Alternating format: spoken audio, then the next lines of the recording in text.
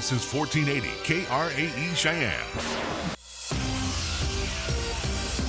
It's time for Wyoming Sports Talk today on KRAE. Here are your hosts, Nick and Larry Proetti.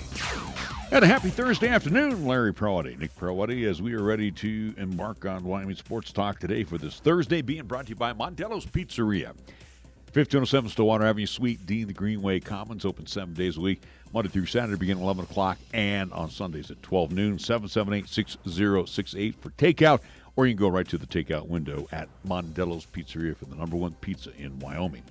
First Year Bank's right across the street at 1508 Stillwater Avenue, 632-3500, open Monday through Friday with all of the banking services, customer services that you expect from your bank.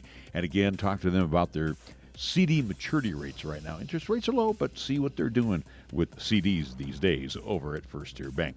Lennox Auto Body, along with the Auto Glass and Detail Center over on Pershing Boulevard. That's where you'll find the Auto Glass and Detail Center, 617 East Pershing Boulevard, 1020 Dunn Avenue for the Auto Body and Paint Shop. Again, if you want it back almost showroom new, then you want the Lennox family to handle all of your cars and trucks, okay? They've been doing this for 26 years. They know the drill. It is locally owned, family owned, and locally operated here in Cheyenne. B&B Appliance and TV is at 714 Central Avenue, your home for Maytag, Whirlpool, GE, and Whirlpool, GE, Maytag, and Frigidaire appliances. And, of course, they have a great selection of televisions, and they have a service department where they service what they sell. B&B Appliance and TV at 714 Central Avenue, 638-6468. Medicap Pharmacy for all your pharmaceutical needs. Get a hold of Gene and the great staff today. They are open Monday through Saturday.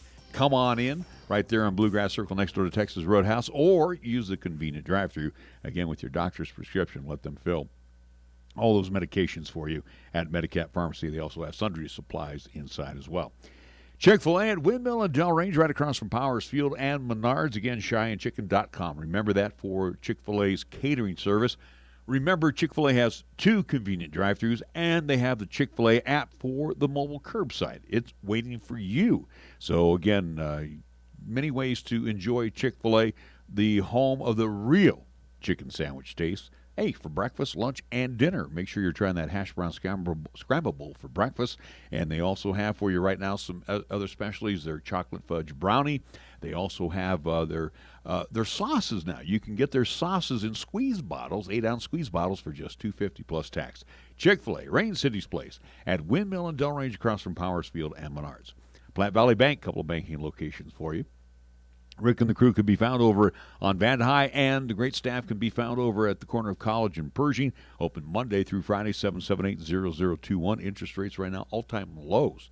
We're talking refis. We're talking remodel. We're talking auto loans, all available at Platte Valley Bank. Key of Cheyenne over on Nationwide. Speaking of auto loans, how about let's get a 2020 right now, because AJ's wheeling and dealing and moving them off the lot right now. The 21s are on the way, including the new K5, also the new SUV, the Seltos. Good-looking car. 775-0123. That is the telephone number for Key of Cheyenne. You can do your business online. Do your bidding right there. KeyofCheyenne.com. Follow all the prompts, and they will do the buying and leasing process for you. They'll even deliver to you as well. Or, again, Nick and myself, we're going to go onto the lot. We're going to go inside where they're sanitizing hourly. They got a hand sanitizer there as well. And we're going to do our business face-to-face with our Kia representative.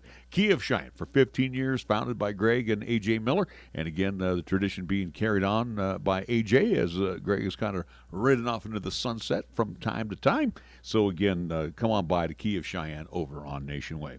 And our scoreboard, or lack thereof, is being brought to you by Taco John's of Cheyenne on the app, Taco John's for delivery, or go to the 5 convenient drive-thrus where you'll find them on the South Greeley Highway. You'll find them at Pershing and Ridge. That is our favorite stop on the way home. Right down the road here, Del Range and Ridge. You'll find them on Yellowstone Road, downtown on KRAE Avenue. Taco John's of Cheyenne, and their value menu still in play. So, again, save for breakfast, lunch, and dinner when you eat at Taco John's of Cheyenne. Nick? I was going to say, you have plenty to talk about, and I'll allude to that there is a college game as well, too. No, I'm not going to do any college. I don't care. You might want to because it is a Mountain West opponent, at least. CSU, I know. There you go. Yeah. You want to get on that. But either way, coming up Friday night, tomorrow night here on 1480 KRAE, we will have the first-round playoffs here in Class 4A, as they will see the number 2 seeded Cheyenne Central Indians hosting the number 7 seed Casper Kelly Walsh Trojans. Kickoff at Risky Field will be 6 o'clock. Pre-game show here on 1480 KRAE will start around 5:15-ish. Again, it's Central hosting Casper Kelly Walsh. First round playoffs here in Class 4A as it gets underway at least tomorrow night. Tonight, here it is, October 29th. We do have one regular season game at least happening in this afternoon. That'd be Burns on at least traveling to Newcastle. Again, that's a make good due to the COVID-19 outbreak at Burns. So, again, playoffs officially start tomorrow night. 1480 AM, 101.1 FM, 1480KRAE.com is how you hear this contest, and that's the only way we can deliver to you, at least for the playoffs. Again, no video live stream due to NFHS restrictions and rights. Again, we are not going to face that legal action. So, again, radio only and online audio only is how you can hear this contest. So you get to see their crap production. Yeah. So, again, even though our voices will be attached to it, it's their Make your crap voices production. heard if you're not happy with that product. Let the Activities Association, let your ADs know, let everyone know, again, hey, you're not happy with it, and maybe they'll take a second chance at least a second look at us, allowing us to do it. Wrong answer. Maybe. They ain't going to happen. Who knows? You know how they are. We're dealing with a bunch of clowns. Yeah. All right, let's move on to college football tonight. It will be in Fresburg, California at Bulldog Stadium as Fresno State will entertain CSU as they'll get to play their first football contest. That being CSU. CSU, since they were COVID out last week. Fresno no, is they weren't 0-1. They weren't COVID out. Again, New Mexico out. Well, that's what I'm saying. Between New Mexico, at least county of at least again surrounding Albuquerque again did not allow the contest to happen there in New Mexico. So again, that game got wiped out completely. It was not COVID related for the Lobos or for the CSU Rams. Again, state of New Mexico again, that county out there, especially quarantined. Well, basically just said, hey, we're not allowing it. So anyway, CSU will play their first contest. The Bulldogs are 0-1.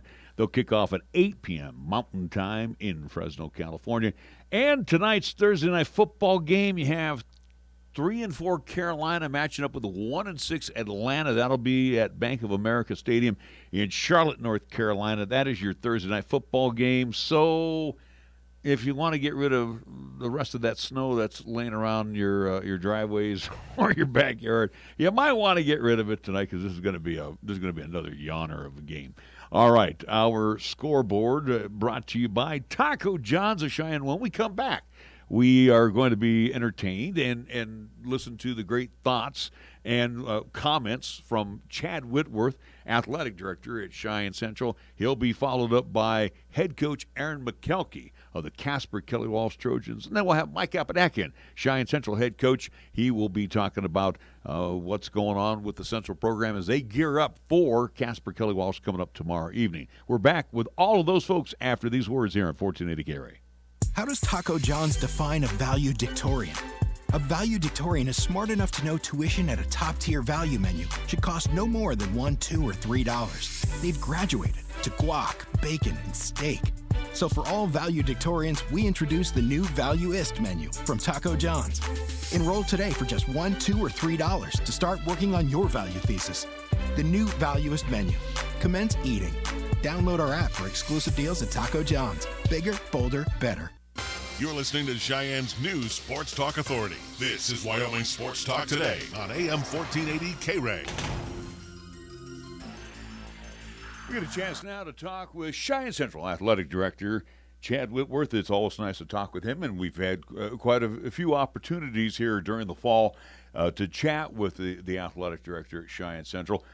Chad, will come right out, and I asked this question last week of Mark Puev over at Cheyenne South. Here we are. We're moving now into the official 10th weekend of football, the playoffs. And did you, in your own opinion, think we were going to get this far? I was hopeful, but, certainly had my reservations. I think that the fact that we're here is it's a blessing for our kids and our community, I think, and what a great opportunity for our community, really, with Cheyenne East being the 1 seed and Cheyenne Central being the 2. But when you think back to where we were when we started this year and the thoughts of are we going to make it or aren't we, and trying to get the kids to do the right things, and in a way the parents, and I don't say that to be demeaning or anything, but hoping they saw the importance of having a football season and a fall athletic season at the high school level in general. You just never know how it's going to go, and kudos to the parents and the kids and the coaches, and certainly the district level administration and the Activities Association for putting a plan in place that got us here. And now if we can just get through 3 more weeks, and it'll be I think it would be considered a success for all of us. And I'm glad you mentioned 3 more weeks, because as you know as well as I do, we've been given the go-ahead to start planning for the winter sports, and so you're going to have more student athletes available or wanting to come on out and play in those winter sports programs. So in addition to being the athletic director, it's almost like you're the hall monitor too. You got to be more concerned about safety and concerns for these student athletes that will be indoors, where we seem to have just a little bit of problems. Yeah, I think that's that's the big one. We haven't had indoor contact sports. We've had swimming inside, no contact. We have volleyball inside, really no contact. Those are the things I think that are concerning for not only the Activities Association and the state, but the state health folks. And I think the one thing that's sort of been shown is that having a plan helps, and executing the plan and masks and all of that stuff. I know there's varying opinions. As I said at the beginning of this, and told our parents and our kids and our coaches, and I said it on your show, it's not a political statement by me. This is what we're required to do to host.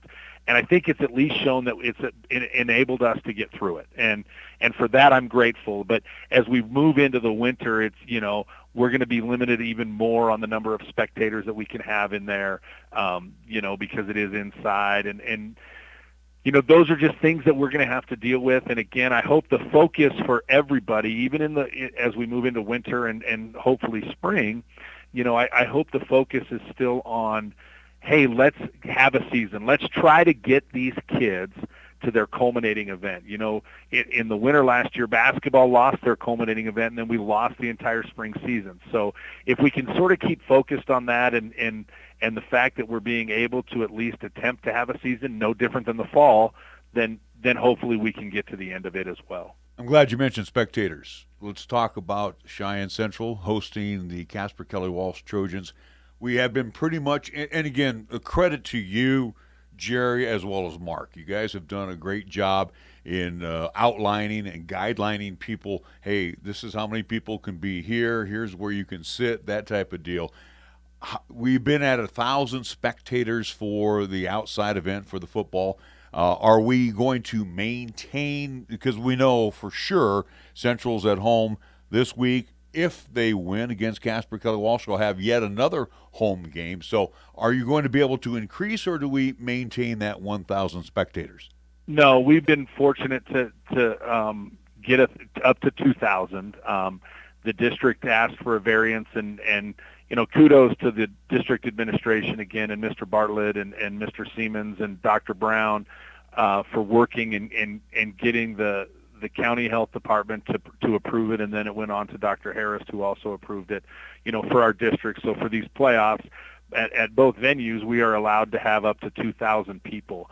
And I think it's great. I think maybe the reason we get to do that is the demonstration during the season that, hey, we do take it serious. We're doing our part to make sure this works.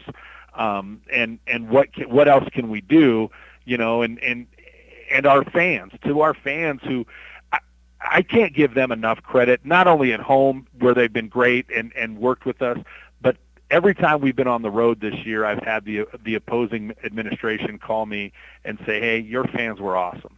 And with whatever requirements they're being asked to fulfill. And I think that was one of the things that made me nervous, right? It's one thing for us to do it at home. We know the people. But when we go on the road, those people are being given a set of rules to follow as well, and maybe they're not the same as what Laramie County is doing. And so for that, I am certainly grateful to all of our fans in Cheyenne at all 3 schools, because I've heard nothing but positive things on that. But looking forward to hopefully having a bigger crowd and a little more buzz and excitement at the game.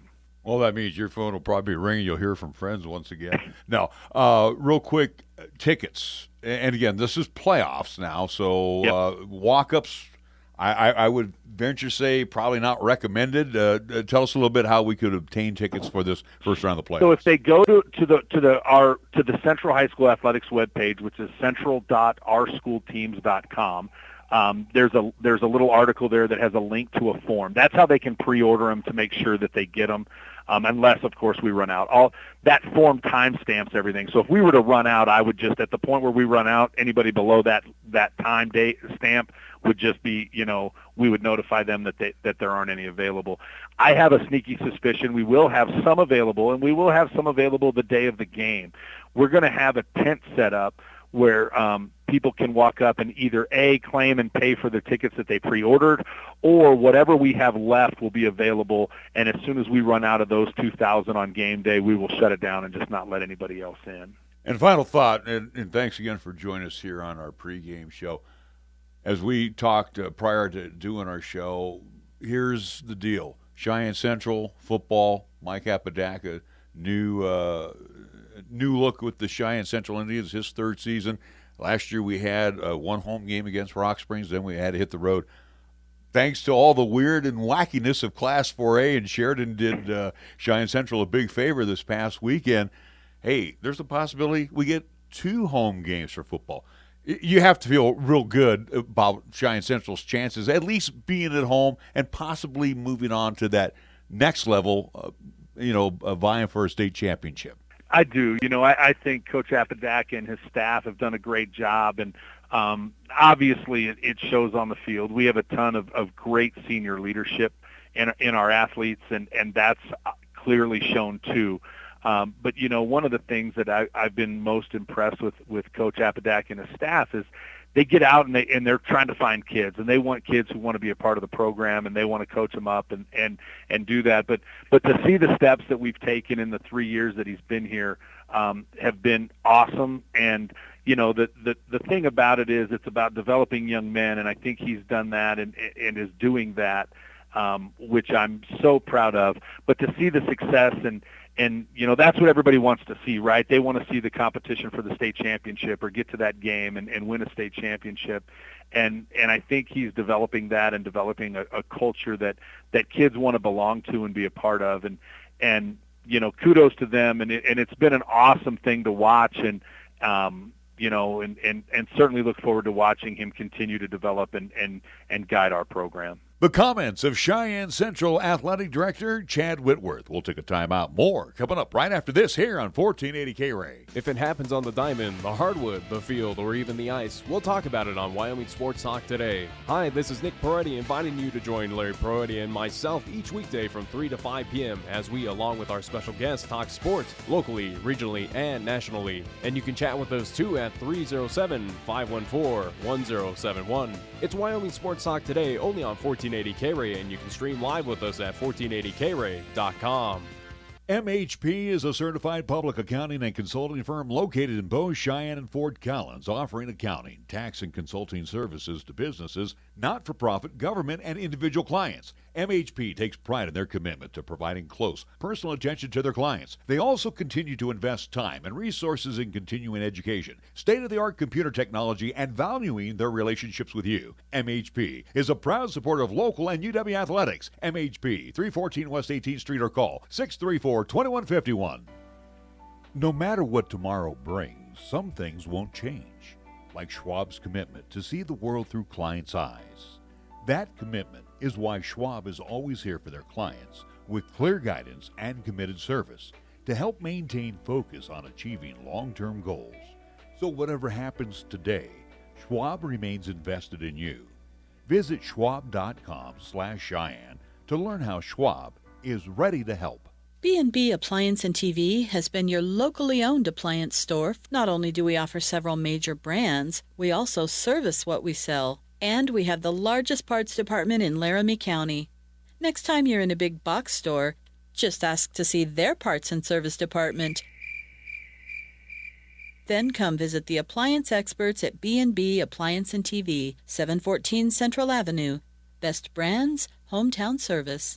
Here's the latest weather forecast on 1480 KRAE. For today, it'll be sunny with highs around 47 and winds of the west at 10 to 15 miles per hour. If it's tonight, it'll be mostly clear with lows around 28 and winds out of the west at 10 to 15 miles per hour. On Friday, it'll be sunny with highs around 50, and on Friday night, it'll be mostly clear with lows around 32.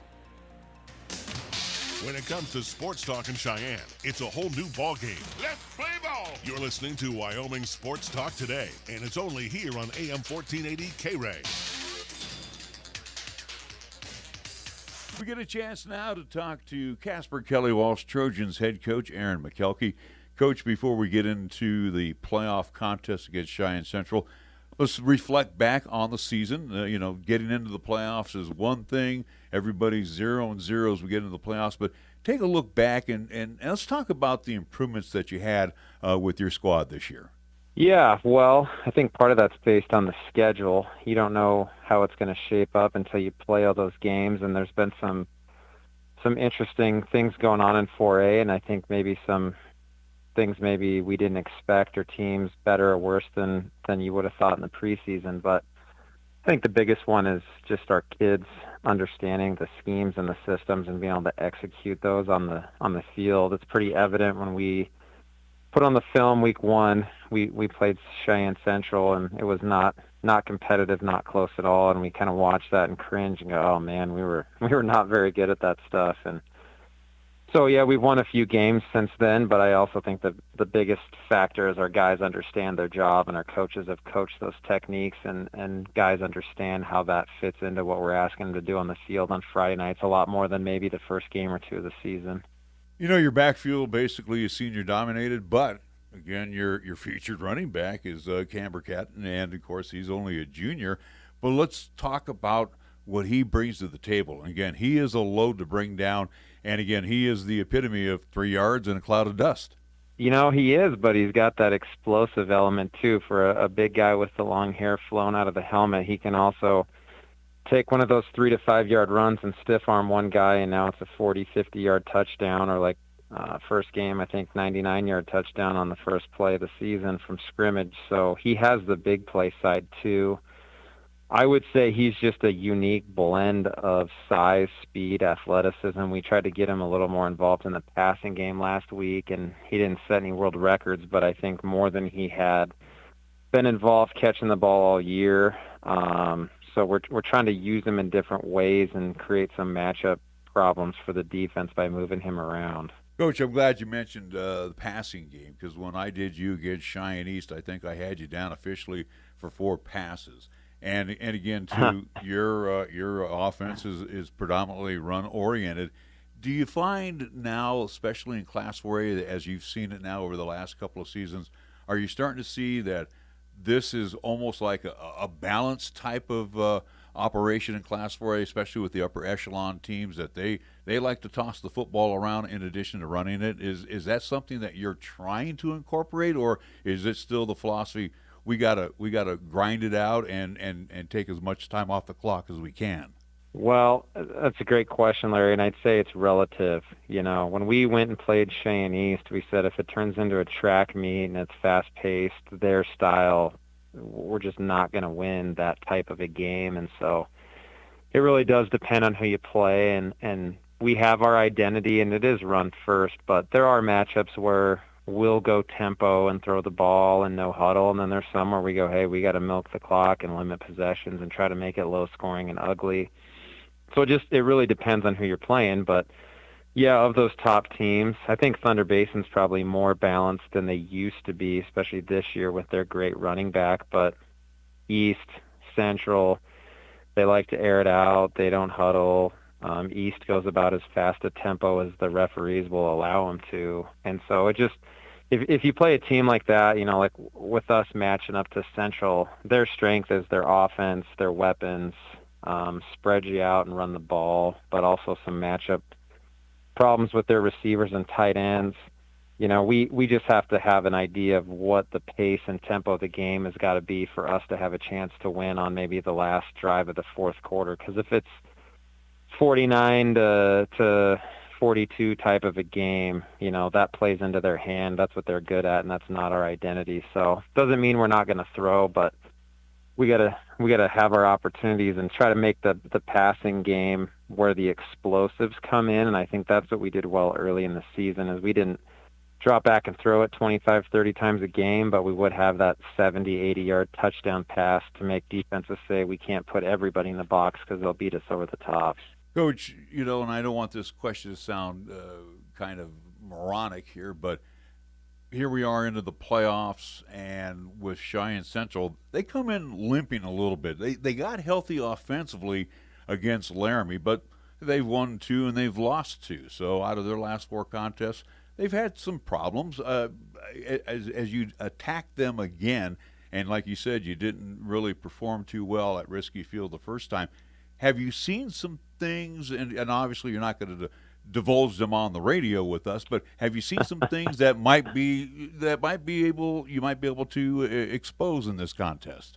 Well, we think that we might be able to, but I'm sure I said this last time we talked. It's going to come down to what our kids can do on the field when the lights flip on and the ball kicks off on Friday night, not what we do on a chalkboard or in a film session. But I would attribute it. Rock Springs is that scrappy, tough team, and we had the same type of game as a one-score game that came down to the last 6 seconds. And I think what Coach Lenhart has done a great job of with those Tigers, besides winning games, is dictating, hey, those tempo, maybe flashier, more athletic teams like a Central, he finds a way to slow down the game and compete and make it ugly, like when they beat the black and orange guys at their place and like when they beat Central at theirs.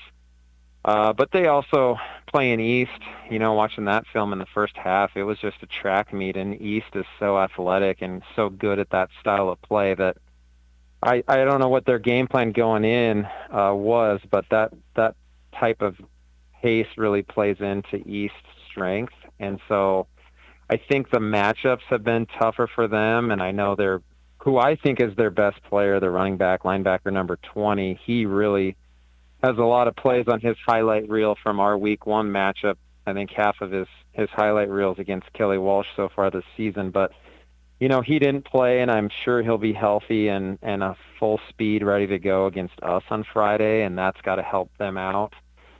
But, they maybe have some injuries. It's hard to tell. Maybe a guy didn't pass his English class or a guy got quarantined. Who knows? 2020, there's weirder things have happened. And so there are some different guys on film that we thought, they didn't play against us week 1. I wonder what's going on and how we can attack those guys. But ultimately, we got to just line up and execute on Friday night. Final thought, and again, when you get into the playoff situation, like you said, anything can happen, and it's always tough to beat a team twice, in the case of Cheyenne Central. Does the game come down to a situation where turnovers, mental mistakes, are those the things that you definitely have to stress to your team? We got to hold on to the football. We can't hold. We can't jump offside. Just the little things that may add up to a positive and a possible win. Yeah, I totally agree with the idea. Our philosophy is a little different in how we communicate that with our kids. But a good example of that, Larry, is look how many penalties and turnovers we had in our first matchup. I mean, it was bad. And that was not the officials. That was us being sloppy. A lot of those were pre-snap, lining up, jumping off sides, things like that, that we've improved a lot on the last couple of weeks especially. But, in my experience, when you tell kids, especially in a program that has not had a lot of success and doesn't really have any tradition in recent history, not to jump off sides or not to fumble, you're just planting the idea of jumping off sides and fumbling. And so, the way that we're going to try to instill that in our kids, I don't know if it's right or wrong, but it's what we do is hey, we got to take advantage when they jump off sides or they've had some turnovers. They're +1 on the season, but they've had games like against us where they turned it over 3 or 4 times. So they haven't been perfect. And really that the pressure is not on us. They're going to be the guys that are going to be tight and go, we can't fumble, we can't jump off sides, we can't let Kelly Walsh stick with us and make those guys carry that extra weight. And we can just play fast and get after it and have fun and let the scoreboard take care of itself and not sweat those little things as much, because I think our guys maybe get a little too tense and tight before the game and trying not to do a thing. Sometimes that thing ends up happening. And so our message is just play fast, have fun, trust your fundamentals, and let's take advantage of the mistakes that they make on the field. And those are the comments of Casper Kelly Walsh head coach Aaron Makelky. We'll take a timeout. We'll come back with more right after this here on 1480 KRAE. Chick-fil-A at Windmill and Del Range across from Powers Field is a proud sponsor of our high school and LCCC student athletes. Chick-fil-A always offers 2 convenient drive-through lanes to pick up your order if you are on the go. Plus, they have an excellent dining room for the whole family. And remember to order ahead. Use the Chick-fil-A app on your phone.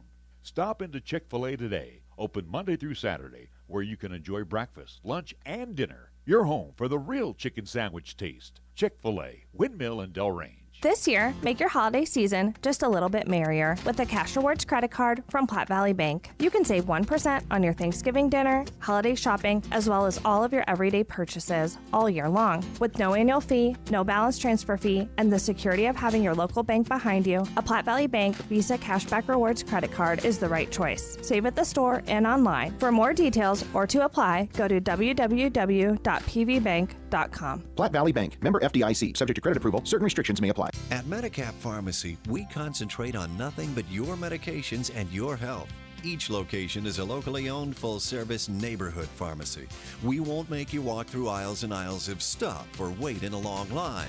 Instead, we'll always make time for you by listening, answering your questions, and explaining your prescriptions. Medicap Pharmacy, we'll always make time for you. Medicap Pharmacy, 1947 Bluegrass Circle, next to Texas Roadhouse in Cheyenne.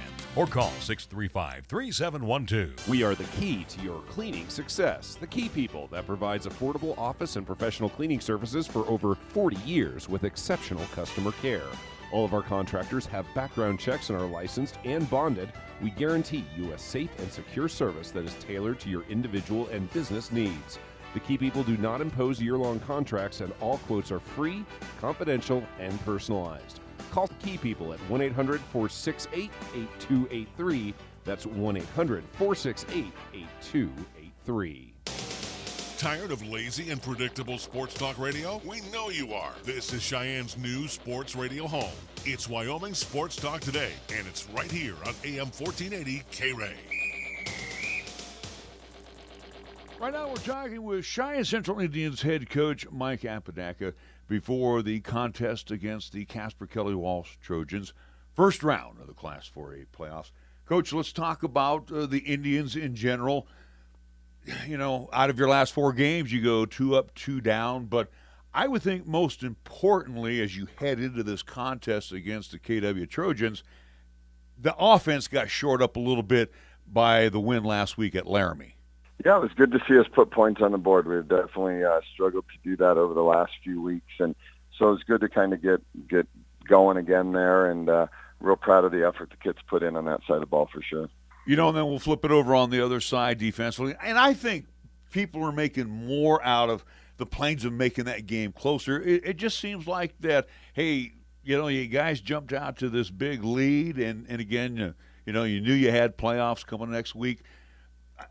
Maybe I might be wrong. Is there some concern for the defensive side? No, actually, you know, I thought our defense played actually really well, you know, for the entire game.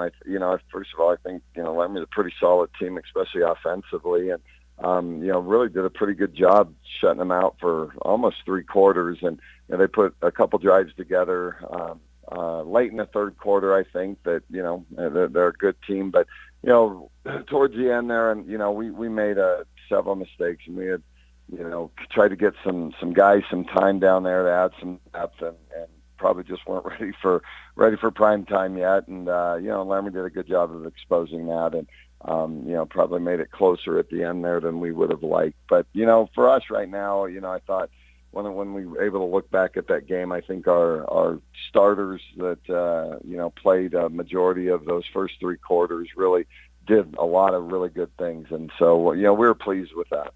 You know, temperature is going to be comfortable for Friday night's game, but you look at the beginning of the week and practice where we've had snow and we've had cold on and I know they moved some of the stuff off the field, but Is that a little bit of a distraction in preparation for the contest against Casper Keller Walsh? Because again, you guys are a high-powered offense. You like to throw the football down the field, or is that actually more of a benefit that we had the colder weather to get the team clicking a little bit?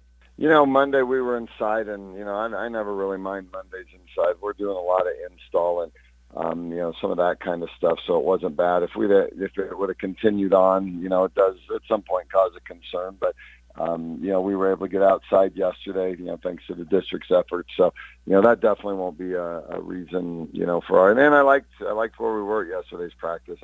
After 3 years of doing it, it feels like a different vibe. It feels like a team that, is going to go out swinging kind of thing versus I think, a lot of times over the last 2 years, it's a survival mode at this point. And, I think we're just in a better place that way.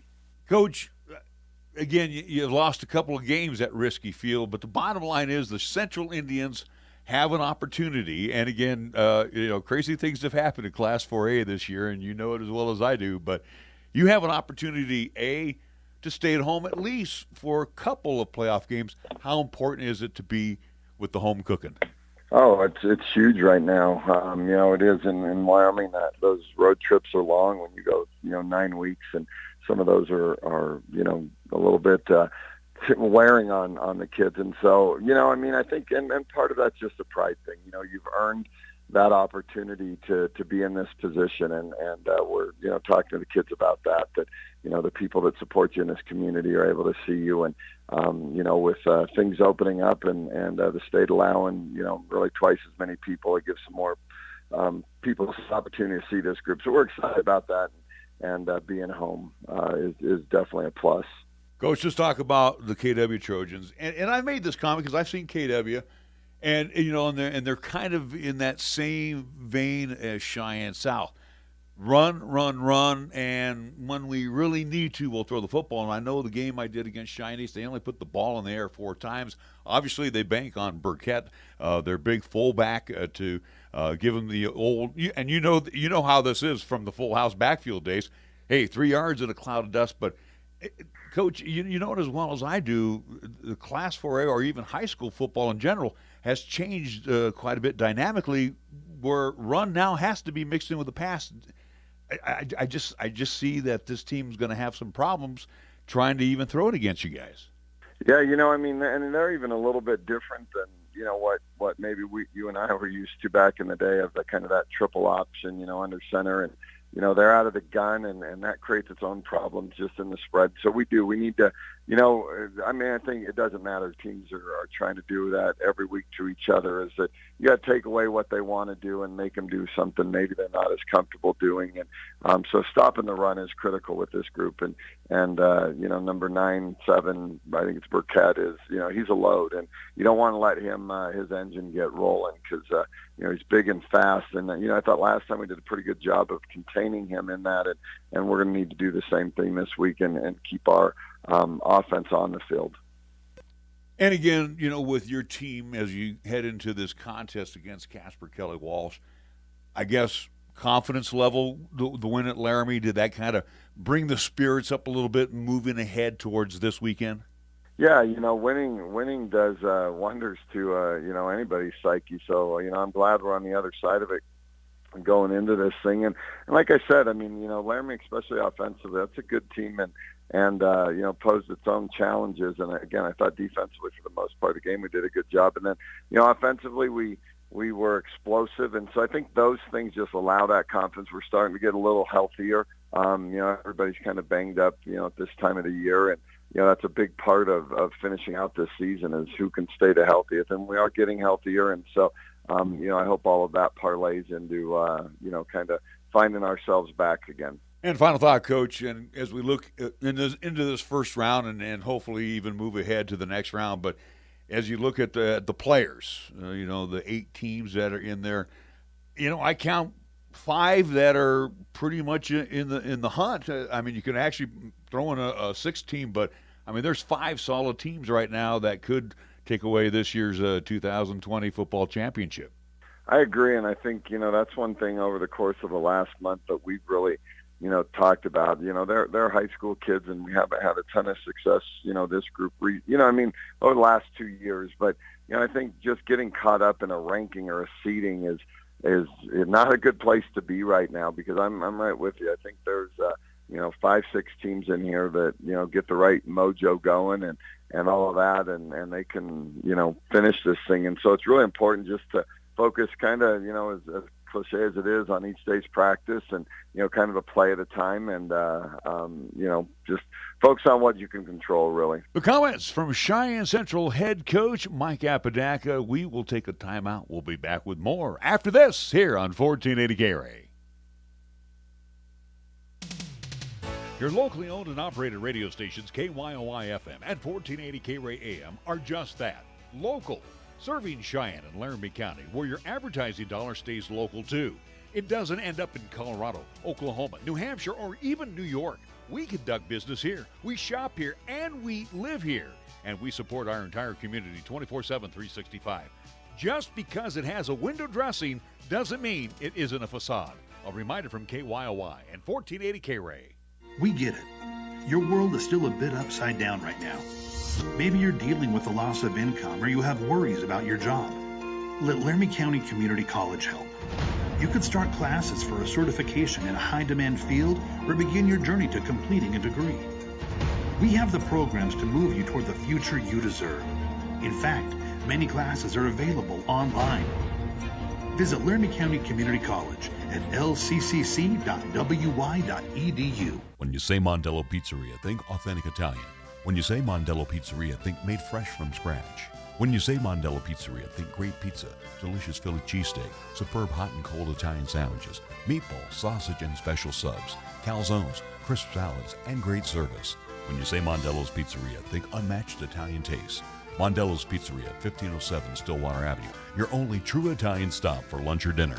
At First Tier Bank, we are proud to be a member of this great community and will always support all of our high school athletes. First Tier Bank takes great pride in sponsoring the live broadcast of the games and would like to wish all of our teams good luck.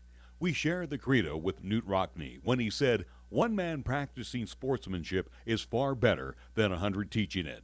It's all about the high school sports at First Tier Bank, 1508 Stillwater Avenue, Cheyenne. Here's the latest weather forecast on 1480 KRAE.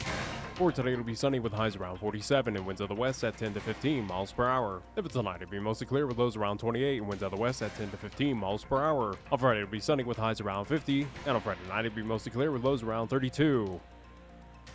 Here, the season never ends. From Wyoming sports to the Broncos in Denver. From Rockies baseball to talking hoops with Nuggets basketball. Local, regional, and national. This is Wyoming Sports Talk Today, right here on AM 1480 KRAE.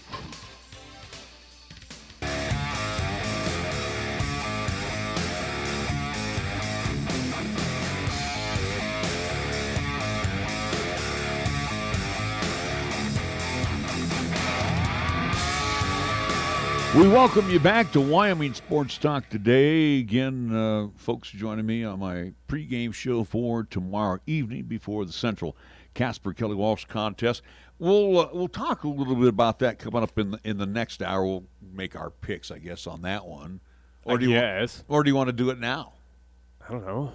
Here we go. I mean, here we go. We could Our go two teams. East, I think East should boat race Laramie tomorrow. Yeah, in theory, and I still like Central by at least 2+ scores tomorrow. It'll be a close one, but I think Central so you say makes close. I disagree. It wouldn't shock me if it was a close contest. Again, we'll see, but I think both Cheyenne teams will move on. I think you're really off that Central bandwagon all of a sudden. What are you fearful of? We talk about, again, what have you done recently? Well, Central struggled for the past 4 contests. Again, as you alluded to, again, this is a team that's limping into the playoffs without a doubt compared to their counterpart Cheyenne East. But technically, they're healthy for this guy.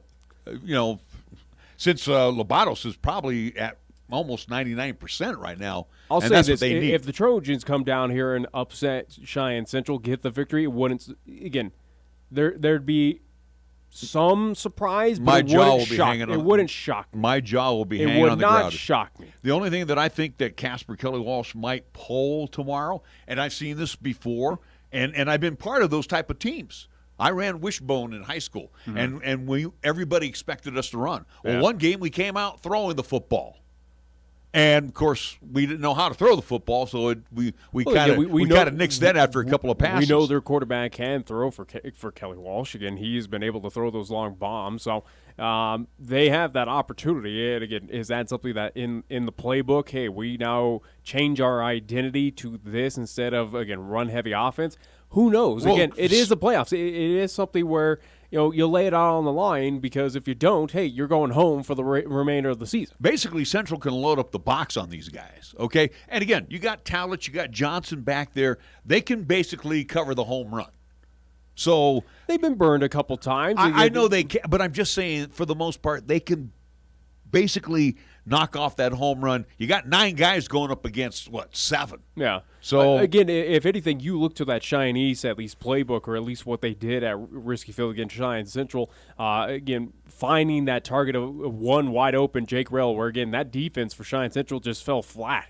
Again, allowed him just open spacing throughout that entire at least contest. Where if Kelly Walsh, hey, if Central's going to load the box and anticipate a run, even Coach Makelky alluded to it, saying, hey, we're going to identify that and we're going to try and find a way to burn them on that play. And Cheyenne East did. Huh? They did it many a time with Jake Rell, where again, and Jake burned both Central and Kelly Walsh. Again, Kelly Walsh's wide receivers probably not at that level, or at least talent wise, of what Cheyenne East has. But if they recognize it, if they see that, I think that's going to be that kind of trick play, or at least that did not see it coming situation from Kelly Walsh of, oh, okay. Again, you mentioned, hey, you only passed 4 times at least against your contest of Cheyenne East. Well, this time, you wonder if it becomes a more balanced offense. They try to do that a part of their identity, realizing, hey, we need to, again, if this is going to be, which we know the offense for Cheyenne Central, when it's clicking, it's a quick-paced scoring offense. And Coach Makelky alluded to saying, hey, our offense as of right now is not built to withstand a score-for-score, again, fast-paced versus fast-paced offense. Again, we're not built for that. And again, Cummins has 5 outlets to throw to. And you wonder if that's going to be something that the identity gets shifted a bit this weekend to kind of at least make sure, hey, if it is getting that at least contest where they're going down and scoring very quickly, all right, we need to adjust and kind of match. See, in the case of Burkett, you either got to keep him in the block on a passing situation, or and he's capable of doing it. Or he's your outlet. Because Spillane, not really your great receiver you go to. It's Dom Jar that they would want to go after. So you got Jar, you got Burkett. You really only have 2 key hands out there that you can really trust. Yeah. We're like I said, Cummins has 5 different outlets that he can feel comfortable throwing to. Anyway, right now, there's only one game of the 4 happening this weekend that's a guarantee, and that's Cheyenne East over Laramie. I think Cheyenne East should take care of business pretty handily, and if Laramie finds a way, again, that offense, Plainsman can score. We know that, again, putting up as much as they did this last Friday against Cheyenne Central, putting up 55 the week before against Cheyenne South.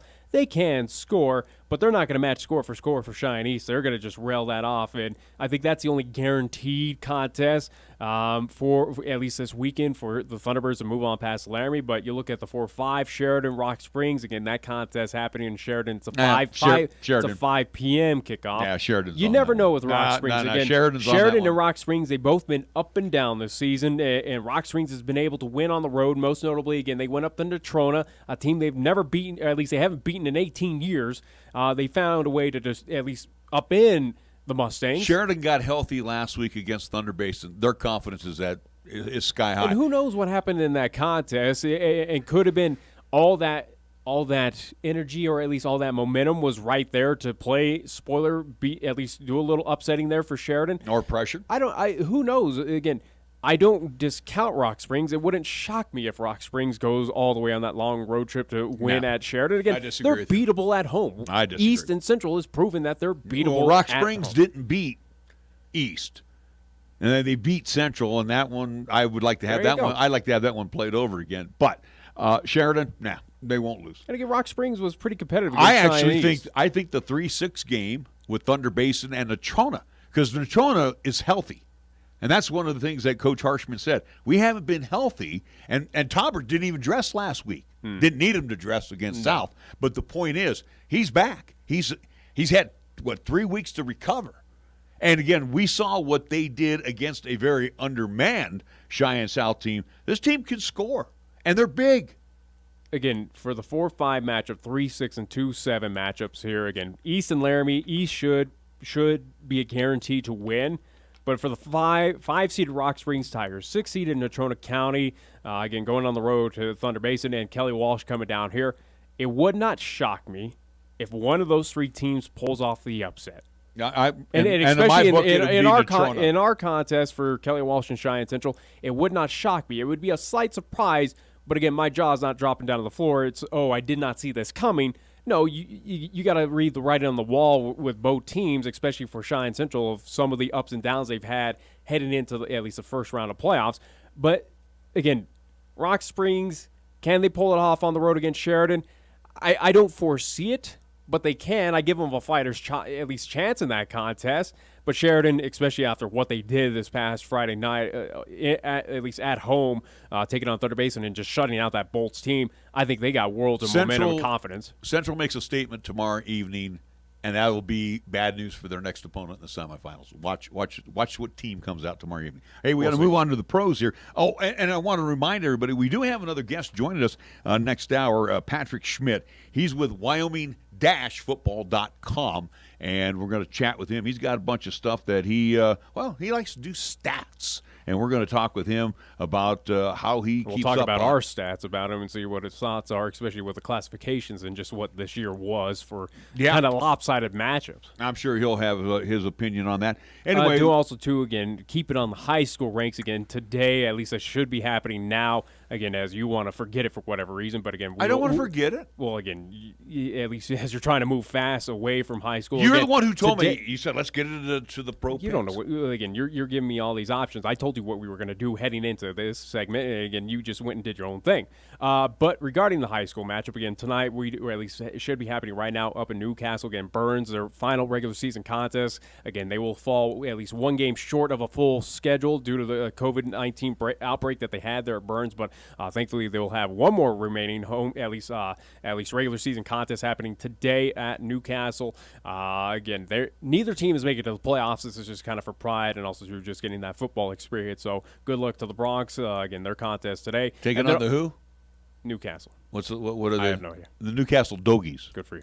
And for Pine Bluffs, we also do want to mention coming up, they will be in the playoffs. They're the 3 seed out of the East. They'll be traveling up to Shoshone, the number 2 seed out of the West. That is a 3 p.m. kickoff. So for the Hornets, again, good luck to them coming up this weekend. As again, they're also two in their playoffs, first round playoffs with Class 1A 9-man football.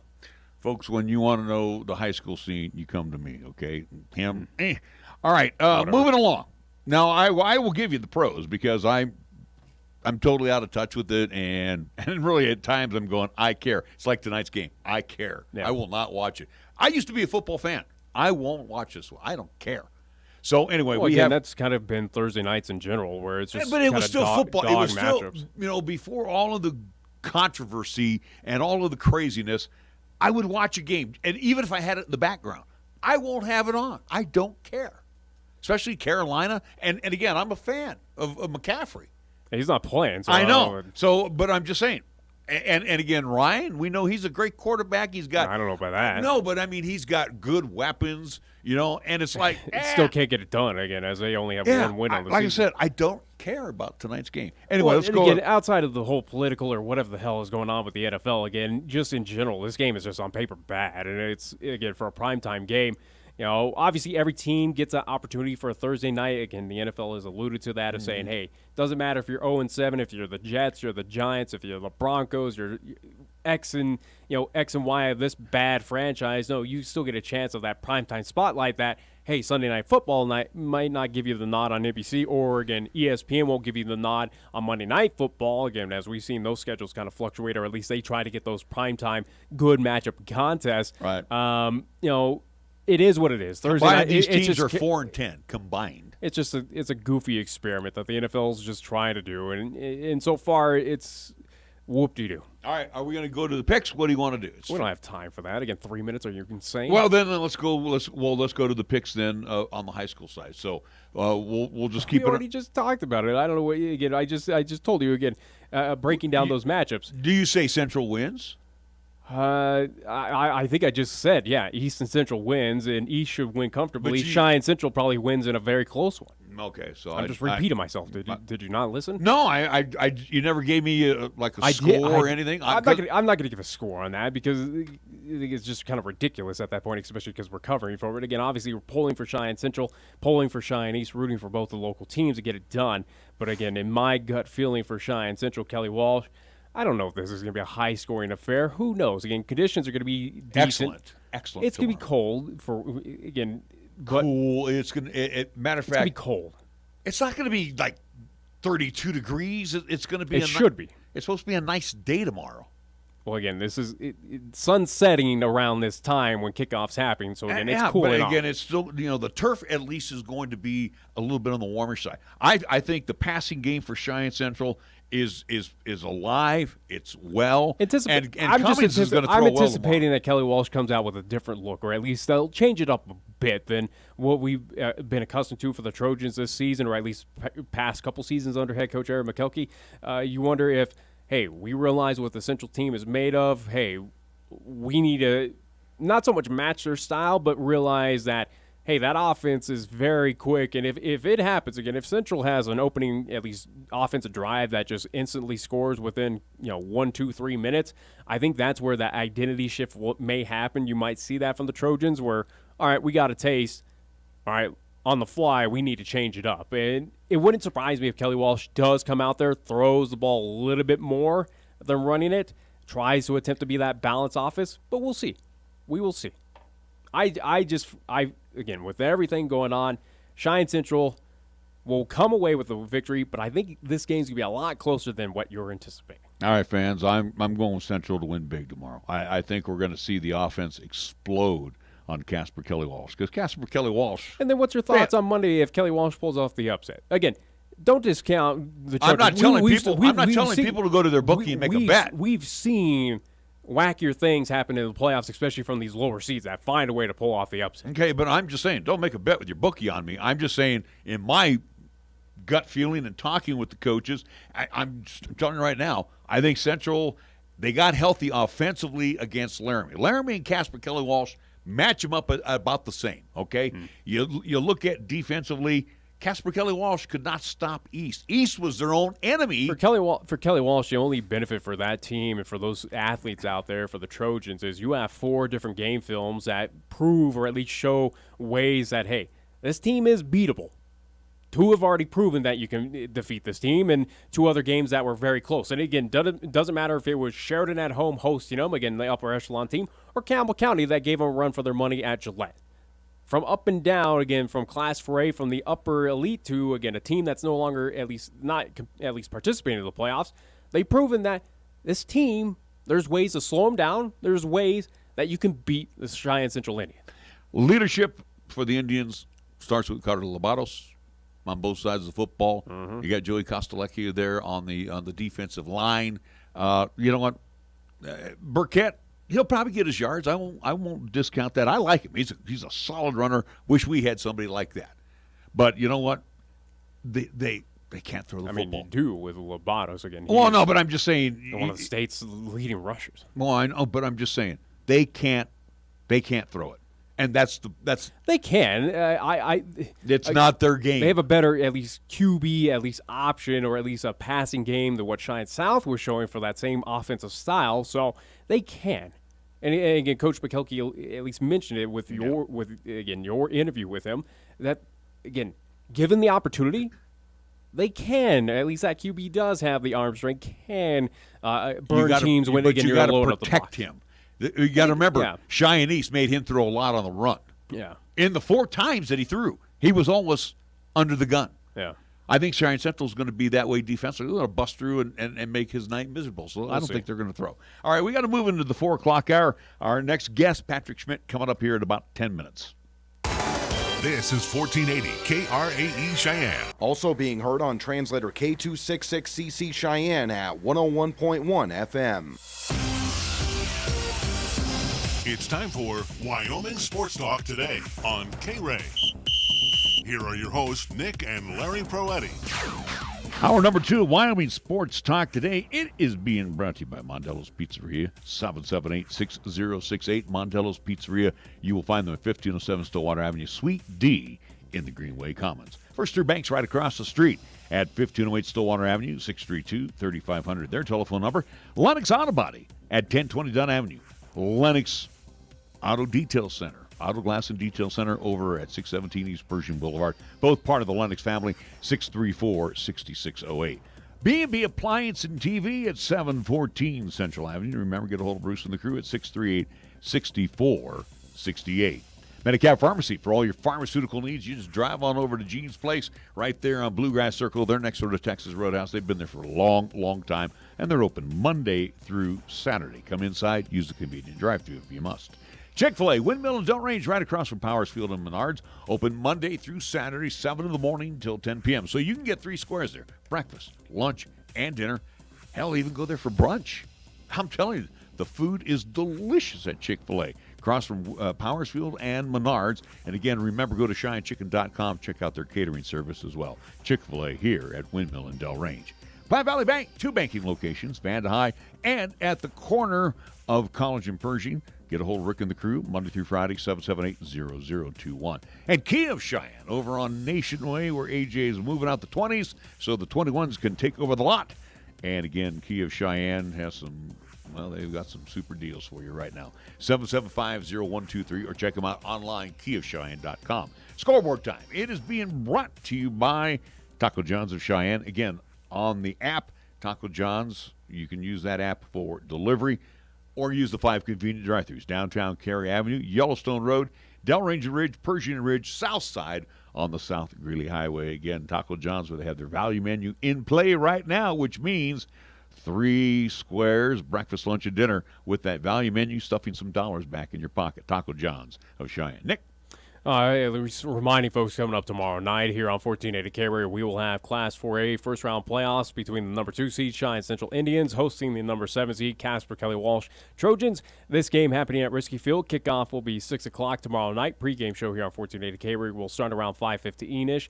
1480 AM, 101.1 FM, 1480KRAE.com is how you can hear this contest, and that is the only way, unfortunately, for this Friday's contest, as, again, no live stream due to the NFHS rules and restrictions. Again, we will not break into any of those legalities. So, again, audio only on the radio side here in Cheyenne, and also, too, online at 1480KRAE.com. So, either way, though, again, looking forward to this matchup. Class 4A first-round playoffs get underway. Number 2, Cheyenne Central hosting number 7, Casper Kelly Walsh. And we also want to remind everybody, too, on the playoff side that on 1A 9-man football, it will be Pine Bluffs. They'll be at Shoshone taking on the Wranglers just tomorrow. Said that like 2 minutes ago. I just wanted to remind everybody again. And also, we have Thursday night football times 2. Collegiate, the CSU Rams, in their initial appearance this season. They will be in Fresno to take on the Bulldogs at Bulldog Stadium. And in the No Fun League, the NFL, it will be, really? Do I have to do this one? Carolina playing host to Atlanta, and that will be at the Bank of America Stadium in Charlotte, North Carolina. So, again, the Panthers and the Falcons for Thursday Night Football. Really? Our scoreboard, or lack thereof, brought to you by Taco John's of Cheyenne. How does Taco John's define a valedictorian? A valedictorian is smart enough to know tuition at a top-tier value menu should cost no more than $1, $2, or $3. They've graduated to guac, bacon, and steak. So for all valedictorians, we introduce the new Valueist menu from Taco John's. Enroll today for just $1, $2, or $3 to start working on your value thesis. The new Valueist menu. Commence eating. Download our app for exclusive deals at Taco John's. Bigger, bolder, better. Wisdom, expertise, compassion, qualities that are the foundation of Cheyenne Urological, with their experienced doctors and their highly trained staff providing top-quality treatment for prostate cancer, urinary tract infections, kidney stones, impotence, and incontinence. You can trust Cheyenne Urological to give you the highest quality urinary care. Now offering the latest in robotic surgery, call Cheyenne Urological at 635-4131. That's 635-4131. October is Buzz Driving Awareness Month. A reminder, too many treats can and will trick you up.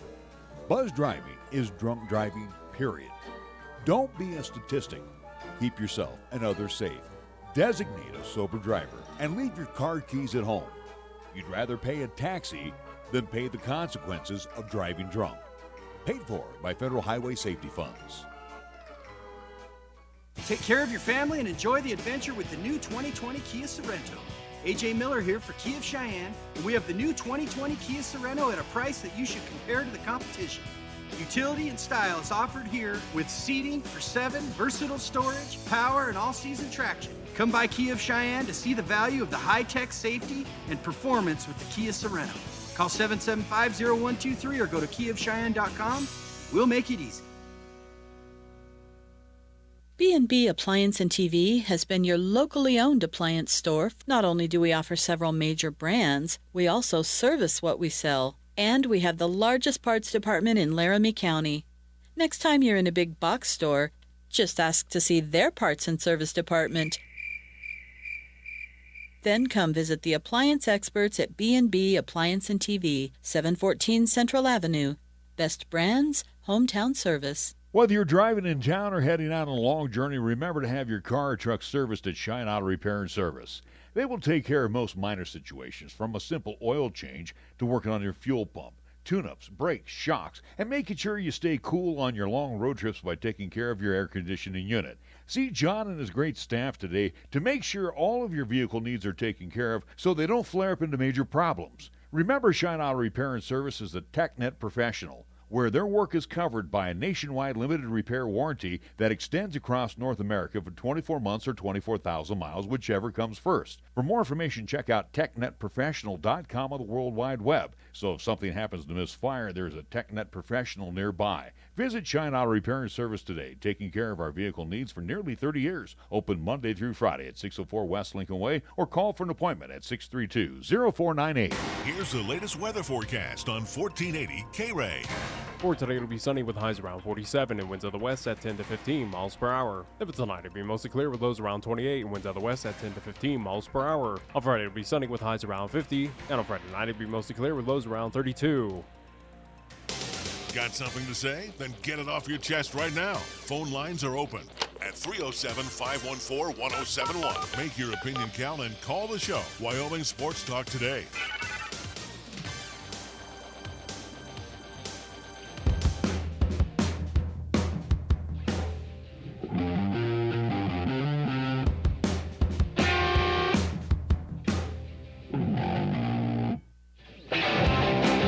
We're back on Wyoming Sports Talk today. Larry Perotti along with Nick Perotti. We bring on our next special guest. He is Patrick Schmiedt, and he's the man who takes care of Wyoming-football.com. And we're glad to have Patrick on board. And Patrick, I want to apologize right out of the box. It was the first time that I've gone on your site today. Nick told me all about this. So how long have you been doing this, and how did you get started doing this? Well, I guess technically I started doing this in 2004. No, let's go back even further, 1999. That's when I started doing the research when I was in high school. And then I just kept adding to it and adding to it and adding to it. And what I have now is 25,000 games recorded, and I think a pretty good resource for people who want to research Wyoming high school football history. And again, it's stats that dates back for a long time from all classifications, all teams. Now, how do you come about those stats? Because obviously you don't listen to my broadcast where my stats are inconclusive, but you usually will get them from a newspaper source, I'm assuming, or you get them from the schools. Yeah, most of the time I'm getting them from newspapers, and I've spent hours upon hours in the library at co-library at the University of Wyoming for finding those scores, and looked at a lot of microfilm and spent way too much time in that basement. But yeah, that's where it really started, was when I was in college, and I started it in high school, and then when I was in college I really had the time to devote to it, and then finished it up in grad school, and yeah, it's been a project that's taken years. Was this a hobby at first and then kind of turned this into your I don't want to say your life's work, but your project now? I mean, it's no more a hobby? Yeah, I mean, it started as when I was in high school, I was curious about my high school's background because I went to high school in Midwest, and I was just wondering about, like, when was the last time we beat Hewlett? When was the last time we beat Bighorn? And that got me looking in our yearbooks, and then I started coming up with something from my high school. And then when I got to college, I really thought, hey, if somebody ever took the time to do this for every school, that would be really cool. Well, my senior year, I had the time, and I made it an independent study project, so I got credit for it, and turned it into a thing that was there for every school. And then a couple years after that, I put it on the web, and that's where it really took off. And Patrick, the interesting thing, as we asked you, at least before we got on with the interview, where you're located at, it sounds like you're in Southern California right now, but obviously here, in this day and age of technology with the NFHS, also do our broadcast. We know other media outlets as well, too, are at least streaming these games online, whether it is video or audio as well, too. But how do you, again, are you tuning in for games as well, too, watching them live, listening to them live, or is it pretty much of Saturday you just go and read the stats and just kind of update the website as is?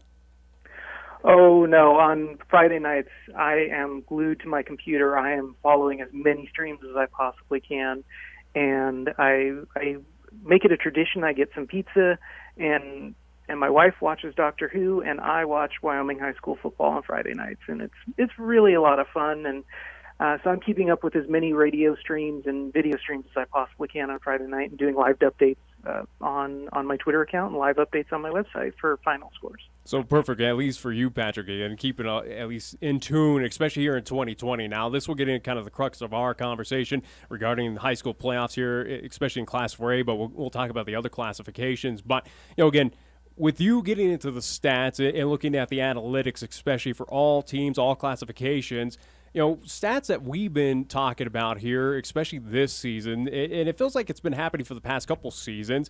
We'll look at, again, lopsided contests. Running clock type games. And not even running clock situation. For the most part, though. But either way, though, again, as we've kind of set up our little, at least, stat tracker here on our end of games that we kind of consider blowouts. Again, we set a standard of 30 points, and that's kind of the blowout contest. Well, at that standard, especially in Class 4A, and we compare it to Class 3A, and we've had conversations about combining this classification or at least making it into one powerhouse as it was back in the day when we had 5A football in this state.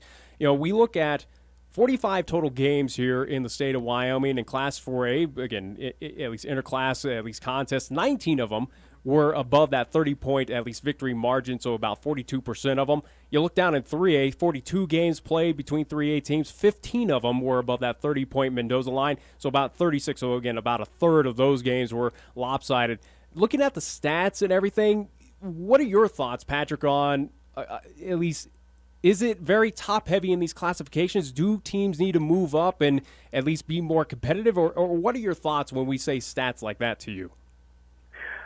Well, the first thing that jumps to my mind is I think this is one of the fallouts that we have from a round-robin 4A schedule where every 4A school plays every other 4A school and no one else. It really puts schools in a bind. Like if I'm Cheyenne South, maybe I want to try to take on somebody like Torrington or Wheatland or Rollins or Buffalo or Douglas or somebody like that to be a little bit more competitive and help my program grow. But right now, because of how the schedules are arranged, it's impossible to do that. You just don't get that chance. So I think I've been after it for years that 4A needs to go back to conferences. 4A needs to have like a north-south or an east-west or whatever you want to do, but give schools the option to schedule a couple non-conference games and give them some flexibility in their schedule so they can play some teams that they feel like are going to be at their level. And I think that's missing. That's the big missing piece right now, and especially in 4A. In 3A, you get the flexibility to do that and to prepare for a conference season. 4A, you don't.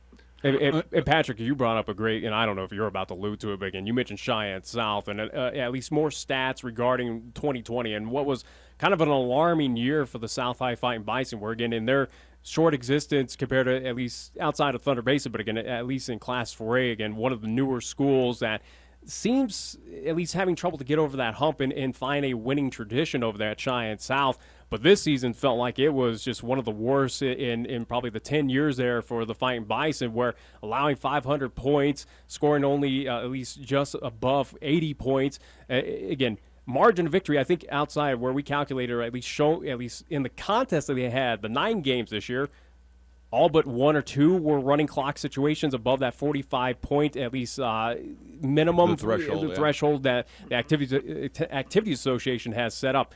What are your thoughts on that with Cheyenne South? Is that an alarming stat to you, or have other schools kind of dealt with that, especially here in like the 2000s?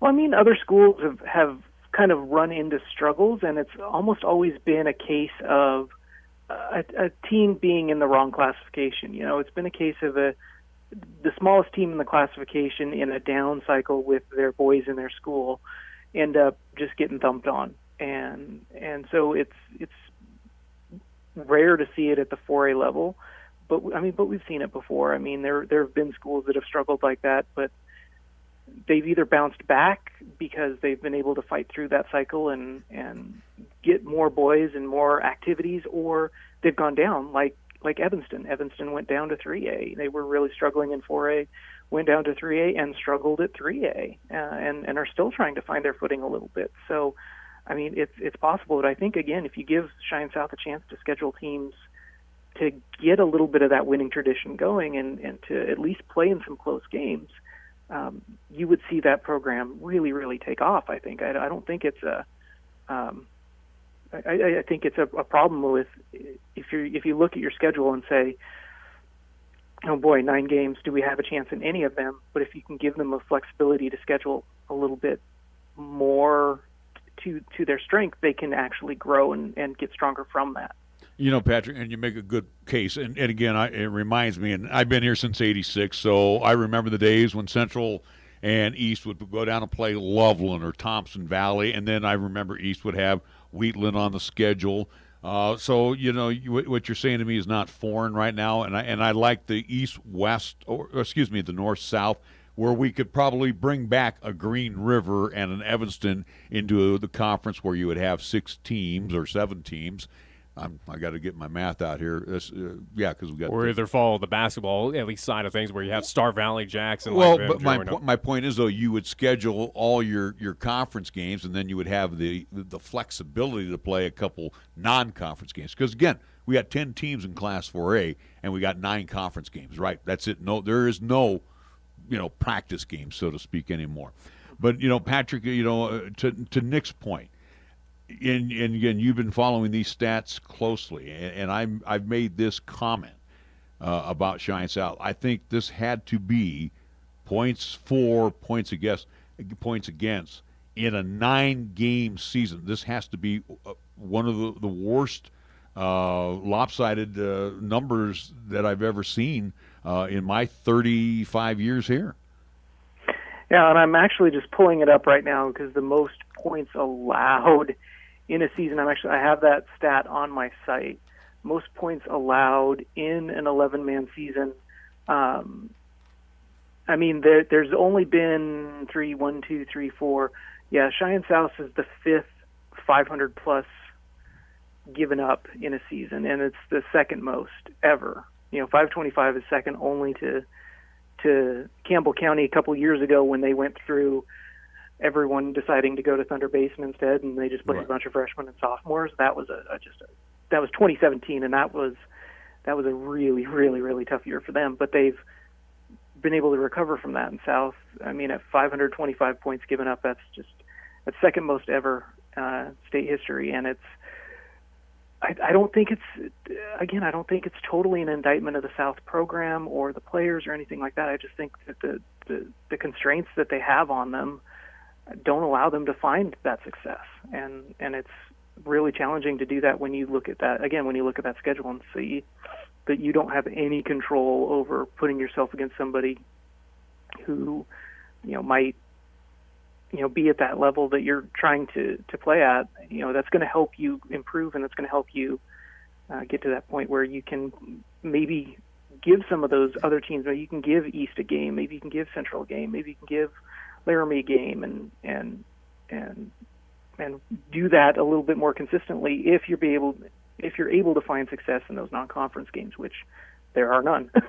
We're talking with Patrick Schmiedt, Wyoming-football.com. Go ahead, Nick. As we get away from at least looking at the regular season stats, especially for Class 4A, Class 3A, and also too with what happened this season with Cheyenne South, which again we knew was alarming, but again with that confirmation of the stat again, second most in at least the state's history. But as we now focus on the playoffs, again we get underway. As we mentioned, we have one remaining regular season game happening tonight, or at least today, with Burns and Newcastle. But again, that does not reflect towards the playoffs. But Friday night, especially here in Class 4A, we got some big-time matchups where one game on, at least in my opinion, East versus Laramie, that's kind of almost that guaranteed matchup where Thunderbird should take care of business against the Plainsmen, but the rest of Class 4A, it's kind of a coin flip in my opinion, or at least you could see some potential upsets, but I want to get your thoughts on the first-round matchups, especially in this classification of what are your opinions? Who do you think sneaks away into that second round next Friday? Well, and I think it starts with East being that number one seed, and I think they're not a lock, but they're about as close as you can get to a lock in this bracket. And then whoever they play in the second round, I mean that's going to be incredibly challenging because it's Sheridan and Rock Springs, and Sheridan and Rock Springs have both proven that they have the ability to be, that team. They have proven that ability to be the giant killers, and Sheridan just whooped up on Thunder Basin last week, and then Rock Springs, pulls a big victory out over Central a couple weeks ago. So they're totally capable, and so no matter what happens in that second round, it's going to be just a fight. And then I'm also really, really curious to see how Thunder Basin reacts. They got they kind of had to go home with their tail between their legs last week, and now they get Natrona, and Natrona, as hot and cold as they've been, could, I know it was 40-0 2 weeks ago when Thunder Basin beat them, but you never know with a team whose confidence might be a little bit shaken, how they're going to react to that. And Natrona's going to be a lot healthier too, getting their quarterback. I think there's another player that's coming back as well too, because they've suffered through the injury bug like most teams do throughout the course of a year. You talk about Laramie and East, where you kind of you say that could be a lock. I'm surprised, and again, there, especially with all the numbers that you have, and looking at a Central Casper Kelly Walsh matchup that, and again, you go back to the stats from week one of the season. Just because Central's won 2 out of their last 4. Kelly Walsh, we did them against Cheyenne East. I'm not seeing it, and I'm seeing too. And again, you got the stats that bear out. Running teams, strictly running teams at this level, don't fare well, even in playoffs.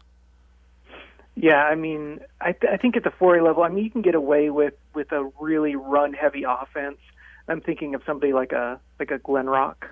You can get away with that at the 2A level or the 1A level, maybe even a little bit the 3A level, but you do need that diversity, and that's where Central really has a strong advantage, is they have both the passing and the rushing, and that makes them dangerous. And I think Kelly Walsh, I see conceptually what they're going for and what they're trying to do.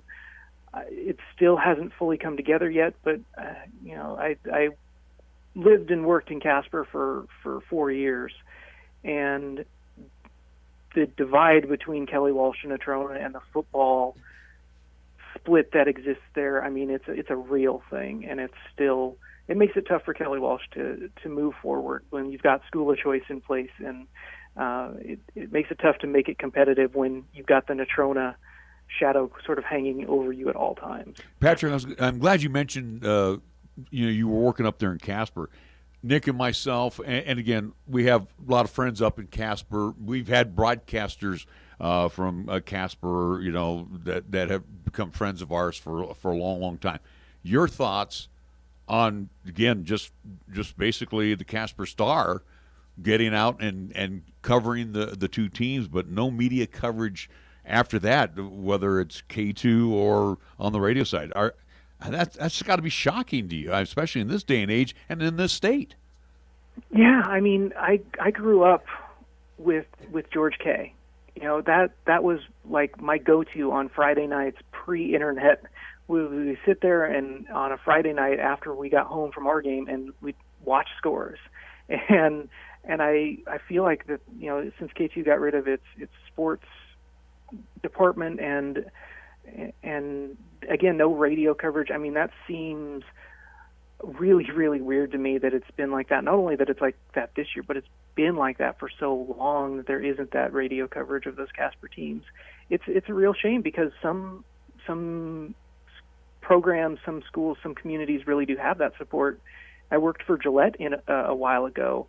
I worked up there for a football season, and they had competing radio stations. And I know Cheyenne, of course, has great coverage of its schools as well. And to me, it's an indictment of the entire city of Casper that wants to be known as a sports center for the state, to not have that really kind of shines a light on reality versus perception, you know, how they want to be perceived versus how it actually is. Well, at least for us, again, we saw Natrona County all 3 times as they took on all 3 Cheyenne schools. Kelly Walsh won, so again, 4 out of our 9 contests. I got a nod to at least this was Casper, at least folks up there to root for their Trojans or Mustangs. So it is what it is here, at least here in 2020. And yes, it's been like that for quite some time. Final thought for me, and again, appreciate you, Patrick, joining us and talking about playoffs and also recapping the 2020 high school football season. We'll move down from Class 4A of the first round matchups. We'll look at the other lower classifications. We'll start with Class 3A. Of your thoughts on some of those matchups, some teams that may move on to the second round. Class 2A, and then also too, we'll finish up with Class 1A 9-man, and then also too, we'll get on top of at least one topic with Pine Bluffs of, are the Hornets able to get another state championship, or what's their road out there in Class 1A 9-man to potentially come away with another state title? Well, we can start there if you want. We can start with 9-man because I really do. I've been waiting for Pine Bluffs all season long to kind of come to fruition. They've been close. They've been around, and I don't know. I mean, I guess it's the conspiracy theorist in me that said, you know what, when Pine Bluffs and Shoshone played about a month ago, I think Bill Gray, the coach at Pine Bluffs, looked ahead and said, you know what, we might see them in the playoffs again. I don't want to show them my whole hand. And I'm not saying they lost that game intentionally, but I am saying that I think they might have held some things back, and I'm really curious to see how that turns out on Friday with what they've got going on. After that, they probably have Southeast, who's probably going to wipe the floor with Riverside, and you never know. Old CWAC games, you never know how those things are going to go. So Pine Bluffs has got a shot, but it all depends on whether Patrick's conspiracy theory is right or not. Well, the Cyclones are just they're just tough. Them and the Tigers, I mean, out of Niobrara. I mean, you know, the Lost Tigers, year in, year out, they've always put out a good football program. So there's a couple of teams right there that kind of make you nervous. Yeah, Lusk is there. And then Rocky Mountain as well. I mean, Rocky Mountain beat Lusk in Lusk this year. And Rocky Mountain has been looking at this class as the class to win a championship for a long time. So when they came in as freshmen, I remember their coach was saying, this is a group. So if they're going to win, it's probably going to be this year. All right, and then we'll move up, or at least we'll go from Class 1A 9-man to Class 2A. Who are some of the teams that are on your radar who will be playing this Friday night? Is it too much of a cop-out to say everyone? Because, I mean, when I look at that bracket, I mean, there is not a team that I think is incapable of winning a championship. It's so much parity in 2A, and I love it. I love 2A. 2A might be my favorite classification this year because of the parity, and you don't know who's going to win it. I really think that the team that everyone's overlooking right now is Upton Sundance. I really think that they're going to be the team that could emerge from all of this victorious. I think Torrington's got a great shot, and then Mountain View and Lyman have great shots, and then everyone else has to go on the road to start the playoffs, and that's always tough. In the 3A, you have some of the usual suspects that could vie for that championship as well, too. Mm-hmm. And somebody pointed this out to me the other day, that the matchups this year are the exact same as the matchups last year. The teams that are playing each other, they all match up. The bracket's a little different, but the teams are the same. And I think no matter who wins, it's probably going to be a team from the West Conference. The East Conference, as good as it is, and as much as Douglas has kind of steamrolled things so far, the West has just got the real dynamic teams and the real flexible teams and the teams that I think have the best shot. So, and of those, I think Cody's right on top of the list. All right, Patrick, hey, thank you so much for giving us a few minutes of your time today. Very insightful. And again, the website, Wyoming-football.com, and whatever you need to look up, I guess you got it all there for them, right? The history and everything. Yep, any coach or any game or any season that you want to know from any team in state history, I got it. All right, sounds good. Hey, you take care, amigo. Thank you so much for joining us here on Wyoming Sports Talk today. You bet. Thank you for having me. Patrick Schmiedt joining us here, 1480 KRAE. And again, like I said, now when I go back in time, and you can call me on it now. Yeah. See, I do this all from what's left of my memory, but now you'll be able to call me on it. Of course, I'll be going there now, too, and keeping up on some of that stuff as well. Again, you can look back, dates back to, again, the early 1900s, or at least since high school football. Well, and I was pretty close, though, on South. And again, I forgot about Campbell County, but I was remembering, though, Campbell County at least put up a couple of points, here and there as well. I mean, I would think the disparity from South was what they scored and what they gave up. I think that was more. Well, again, the teams that are above them are in the lower classifications, but again, second worst in Wyoming, the state of Wyoming's history. 4A history, yeah. And again, if that does not ring alarms there at Cheyenne South, or at least with, again, the football staff, or again, the athletic administrative staff, especially with the AD over there, Mark Puev, again, what's going on? Again, where that should be something where either you're going to the Activities Association. Again, for South, we know what their options are, where, again, they can move down to 3A. Now, they wouldn't qualify for playoffs. Right. Again, they would be on that probational period. But, again, they can move down to be competitive. I don't think they compete even, again, or either, the teams in the West. Or either, again, of something where, again, Patrick kind of agreed, and again, I made sure to talk about our stats that we calculated in 3A and 4A of the contests that have happened here in class, at least here in 2020. It sounds like he agrees, and he made note of, hey, we need to at least take a look at the opportunity of at least making a kind of super conference, or at least allowing teams like Cheyenne South to schedule non-conference games. Again, whether it is Wheatland or take it on some other 3A teams in the state of Wyoming, or maybe looking at 2A now. Wheatland's 2A. All right. Well, so let's just throw out there, like he said, Douglas. You go north to Douglas. Or, bring back Evanston. Evanston used to be in Class 4A, and they used to struggle against Evanston. Or maybe you go out, again, I would assume that Scotts Bluff has got to be, but again, maybe you go to some of the Colorado teams when things open up, Nebraska, you find something like that. Again, I know Cheyenne East, we always at least would schedule Scotts Bluff.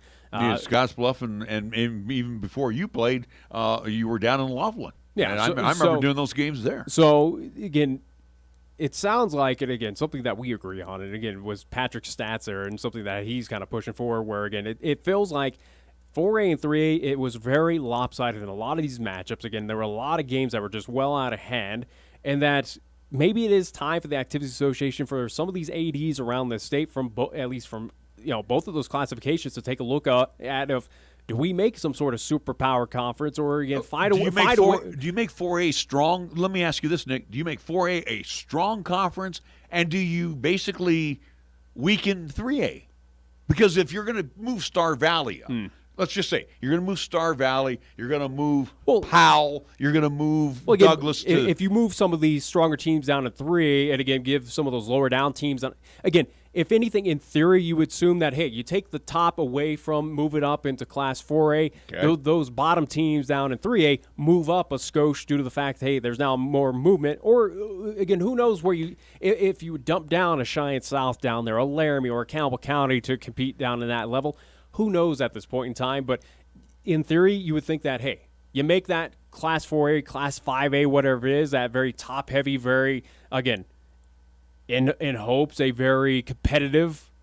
How many teams do you make it? 12? Do you make it 14? Because you also going to add. I don't have those answers. Well, I know, because you could add a Cody, you could have a Riverton, a Green River back into the mix. Evanston, possibly. Evanston, there you go. Again, and then you look at Powell.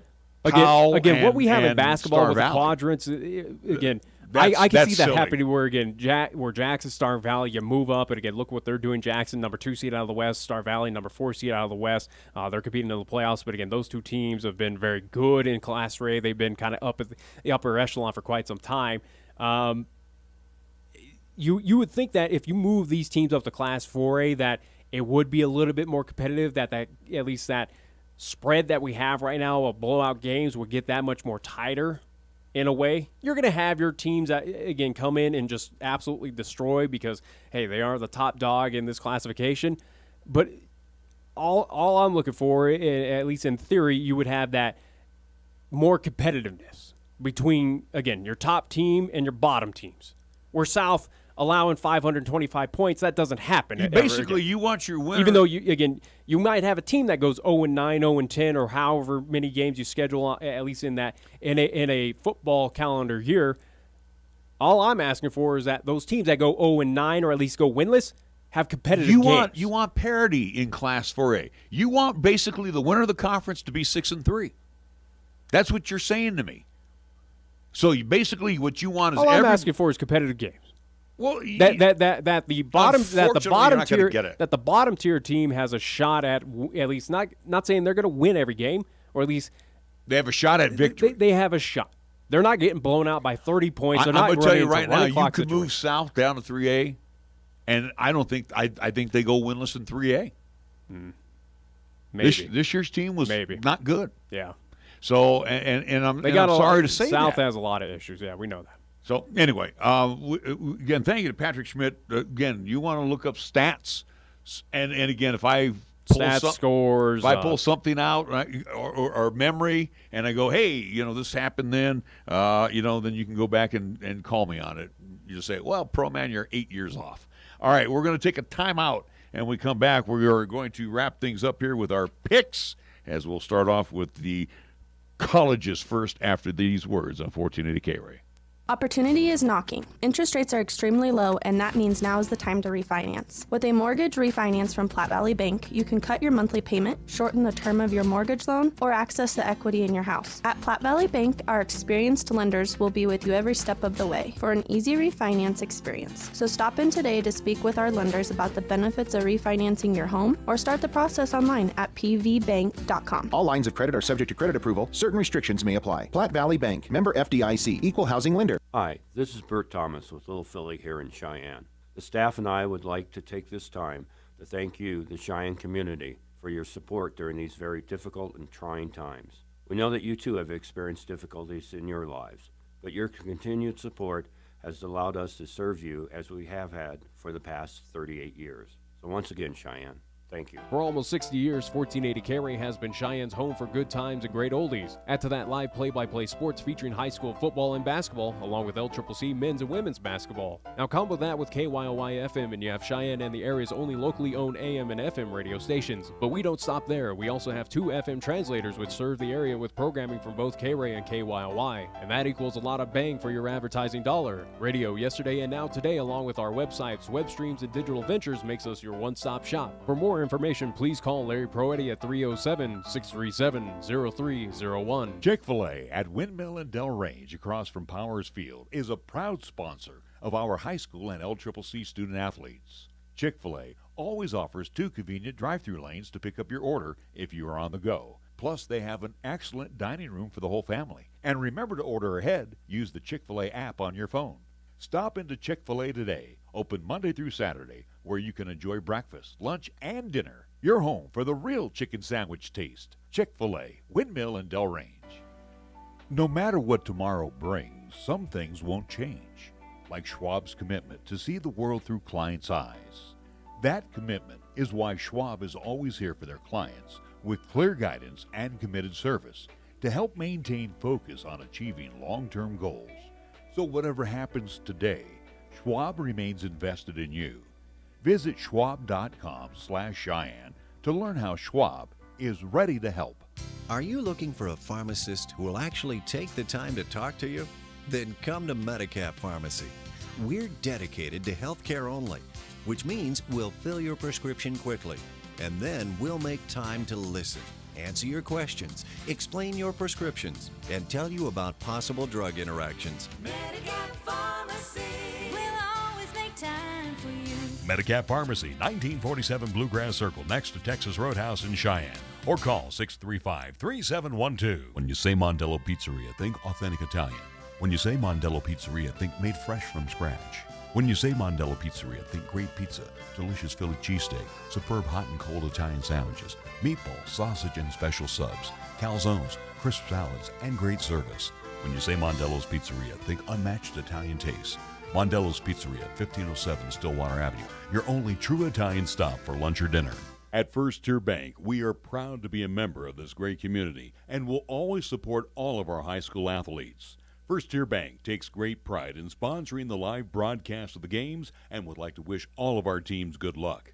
We share the credo with Newt Rockney when he said, "One man practicing sportsmanship is far better than 100 teaching it." It's all about the high school sports at First Tier Bank, 1508 Stillwater Avenue, Cheyenne. You bleed brown and gold? So do we. Wyoming Cowboys football and basketball is always front and center on this show. This is Wyoming Sports Talk Today, and it's here on AM 1480, KRAE.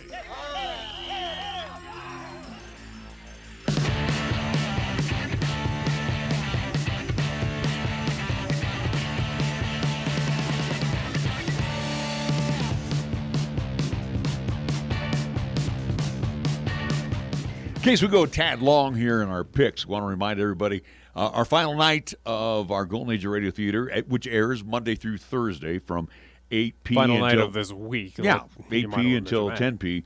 Again, we'll have Gunsmoke ×2 and the Railroad Hour. Railroad Hour is not going an hour, though, Nick. I was tuning in last night, and we were back on the music. So I don't know. Again, they all say, according to the card and whatnot, they're going 29 minutes. So. Okay, well, anyway, Railroad Hour will air at 9 o'clock. We'll just I don't know where the hell you got these programs from and whatnot, so...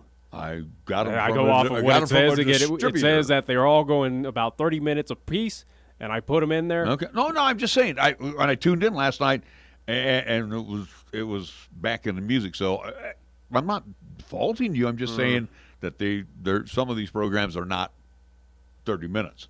Anyway, bottom line is Gunsmoke at 8, Railroad Hour at 9, and then we will have the best of the 50s and 60s coming up here in just a few minutes. Now, let's go to our picks. We'll start on the collegiate side. You go ahead and take it away. Well, as I'll allude to as we do our weekly picks between college football and NFL football, where we pick against the spread. 5 games of my choosing that kind of pique my interest, whether it's a good matchup or, again, the point spread is kind of interesting. Just, again, here and there. With the college games, give you 3 factoids to at least let you sway your answer in one way or another. Looking at our current standings, I'm 20-10 overall. You are 17-13. So again, you're positive, but you're 3 games trailing me. So you got some catching up to do, but I highly doubt it you're going to do it this week. As we will start again, game 1 of our weekly picks. We'll start Friday night. Yes, this game is on Friday night. It's competing with high school football in this state, and the indication is showing that those 7,000 at least tickets that are supposed to be sold at this contest are having a little difficulty due to the fact that, hey, we'd rather watch high school football in this state. But at least Friday night, Hawaii, the Rainbow Warriors coming to town. They're 1-0. They'll be at the Wyoming Cowboys, who are 0-1 to start the season. Also, too, again, that 0-1 start granted a 1-year contract extension for one head coach, Craig Bull, as well, too. As his contract will now extend to 2024. But either way, the Cowboys, who are at least 0-1, this game happening at the War Memorial Stadium in Laramie, Wyoming. 7:45 is the kickoff there in Laramie. And you can watch this contest if you're busy, at least with high school football, which we hope you are. You can watch this game on FS1. Now, the Cowboys at home are a 1.5-point favorite against the Rainbow Warriors. Wyoming does lead this overall series 14-10. Wyoming's home record over the past 4 seasons is 20-6. And the number of fans, as I just mentioned, will be allowed for the season opener will be at 7,000, and that's it there at War Memorial Stadium. So, again, they will have fans compared to what they experienced in Reno. So 7,000 will be in attendance for this contest. Again, it also, too, is a rivalry game for the Pananilo Trophy or Pananilo? I don't know. Yeah, I want to say. I always forget how to pronounce it. Panilio. It's cowboy, at least in the Hawaiian, at least the language, though. at least with that being said, it I'll is a have to rivalry look game. up how the pronunciation. Anyways, again, Hawaii at Wyoming. Wyoming at home is a 1.5-point favorite. At least conditions there. It's going to be cool, very cold, but again, no snow, no winds that were anticipated. It's going to be kind of a average late October night there in Laramie. So with that being said, 1.5. I have no, especially our conversations with the Cowboys in this offense. Hawaii is, again, a team that's had a lot of returners from last year's Mountain West championship game team, a team that was very successful off of the islands and was in conditions like this when they were on the mainland. Hawaii, I think, is just overall a better team, and especially the offense. I think they will find a way to just rack up points against the Cowboys. I go Hawaii. I think they win pretty comfortably tomorrow night. Anyway, there's a couple of them. It's Paniolo, or Paniolo. All right. There you go. So it's a trophy. Yeah. All right. I'm going Hawaii. And again, So we agree. Yeah. If Wyoming's only 1.5-point favorite, and you're usually a 3-point favorite at home, here's the deal. And I was talking with a buddy of mine last night. If Brent Vegan continues to, and again, you could think what you want about me, but if you're going to come out with this conservative offense and you're gonna keep the handcuff on Levi Williams, you're going to lose games. Yeah. Levi Williams, let him sling it. Hawaii's going to be another team just like Nevada, but a little bit better than Nevada. Where I think they're more disciplined. If you have a slow start again, this is a team that can't recover. Yeah, this is a team that absolutely is going to make you pay. And you're going to come out and be conservative like you did against Reno. You can't do this against Hawaii. No. This is a veteran team. This is a much better team. And again, there's no excuses for this Hawaii team as well. Again, they're acclimated to the elevation, to the conditions. Yeah. They stayed in Denver for an entire week. They didn't go back to the island. So, again, they're acclimated. They're ready for this. Hey, they saw snow on Monday down there. Yeah, so they're used to this at this point. So, again, weather's not going to be a factor in this contest. No, I got Hawaii in this one. I think the anchor on the Wyoming Cowboys is their offensive coordinator. And anticipating another slow start, but Hawaii's going to make them at least pay for that slow start. Again, how powerful this offense is, I think Hawaii wins pretty comfortably. So we'll agree with that. So we'll go Rainbow Warriors over Wyoming. We'll probably agree on game 2 as well. Possibly. Saturday, we'll move into more college football action. Not a whole lot going on. We already have more games getting canceled due to COVID restrictions.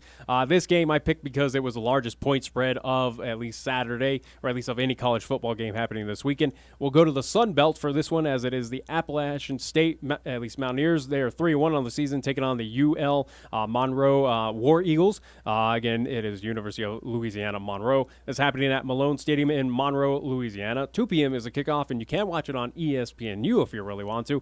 Appalachian State, how about this on the road against UL Monroe, is a 31.5-point favorite. Again, it's the largest point spread of the weekend. And UL Monroe, they're just happy to be playing football. Also, too, I'll give you stat, or at least little facts on this one. The Mountaineers lead the all-time series 4-1, including a 1-1 record. Games played in Malone Stadium. ULM leads the Sun Belt Conference and ranks number 18 in NCAA football subdivision in passing defense, allowing 180.3 yards per game.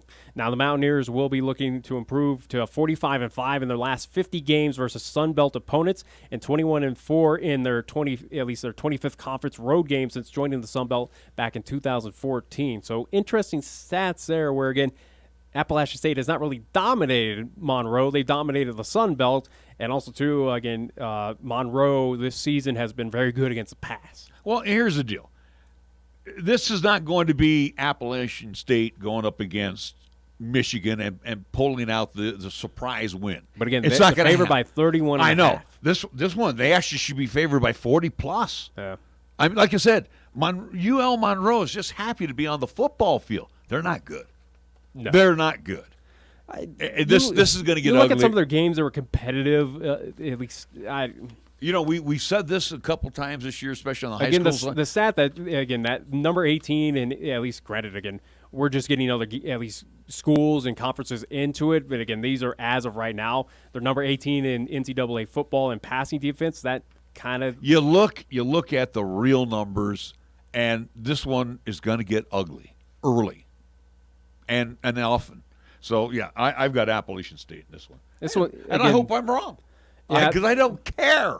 Yeah, but again, it's just interesting of just how lopsided some of these games are, especially in the Sun Belt Conference. But you go App State, to make it interesting, especially listening to that defense, again, where Appalachian State hasn't really at least dominated ULM out in Monroe, Louisiana. Just for the hell of it, I'll go Monroe. Again, that 31.5, that's just a lot. Yeah, you're smart to take the points. Don't have a problem with that. So, yeah, again, we'll disagree on that one. You go App State, I'll go with the War Eagles. So that is the end of our, at least, college football picks. We'll move into NFL. This is game 3 of our weekly picks. We'll go to Sunday's action. This will all be Sunday action. How about this? Pittsburgh Steelers, who are 6-0, they'll be taking on the Baltimore Ravens at 5-1. This game happening at M&T Bank Stadium in Baltimore, Maryland. 11 a.m. is the kickoff, and you can watch this, hopefully, on CBS. Baltimore at home against the Steelers. How about this? Our 4-point favorite in this game.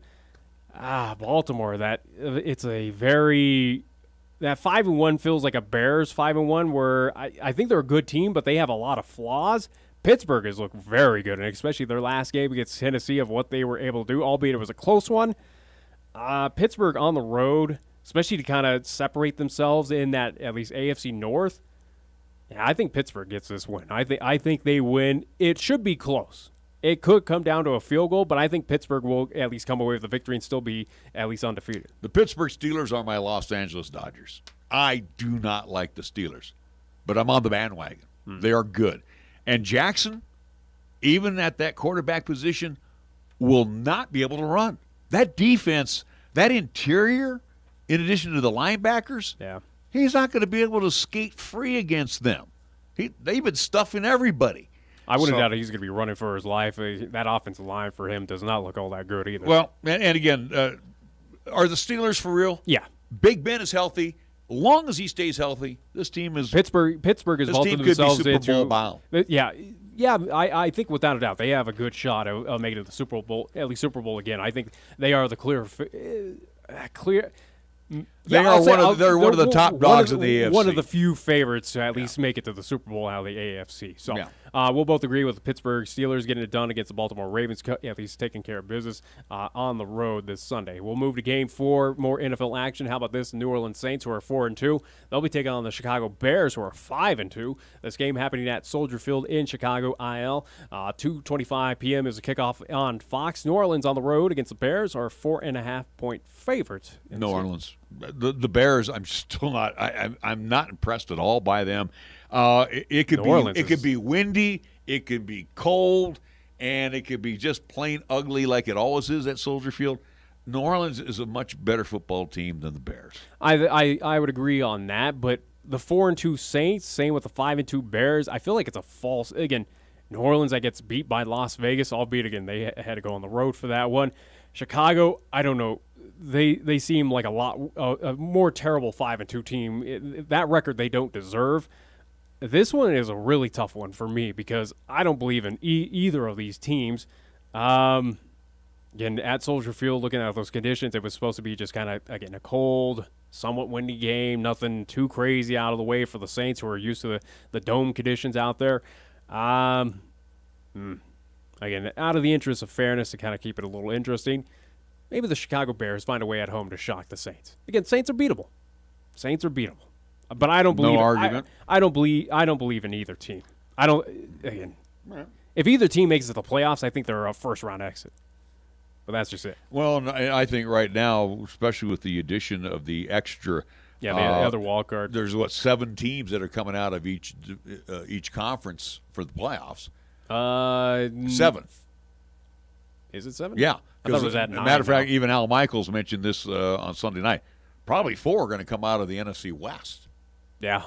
And then your division winners out of your division East, winners again. You got the NFC East, filling out the Eagles, the North, the South, and then the West. Yeah. So right now, I think the West is the best. Yeah, and we'll see at least who's the best in the West coming up at Game 5 of our weekly picks. How about this? The San Francisco 49ers, who are 4-3 on the season, they'll be at the Seattle Seahawks, who are 5-1, coming off their loss against the Arizona Cardinals. This game happening at CenturyLink Field there in Seattle, Washington, 2:25. Also, too, is a kickoff on Fox. Seattle at home, 3-point favorite in this game.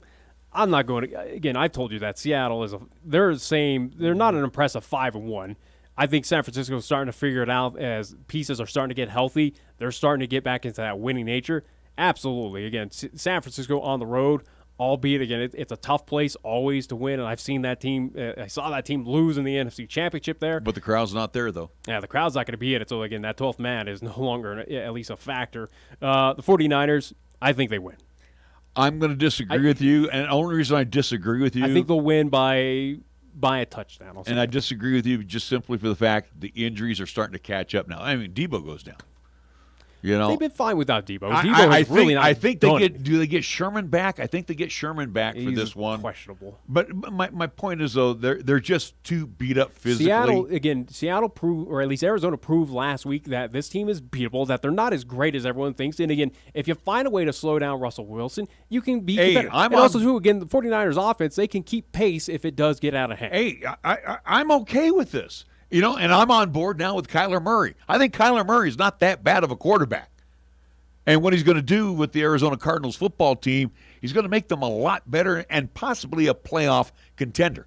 But the 49ers are so beat up, so injured.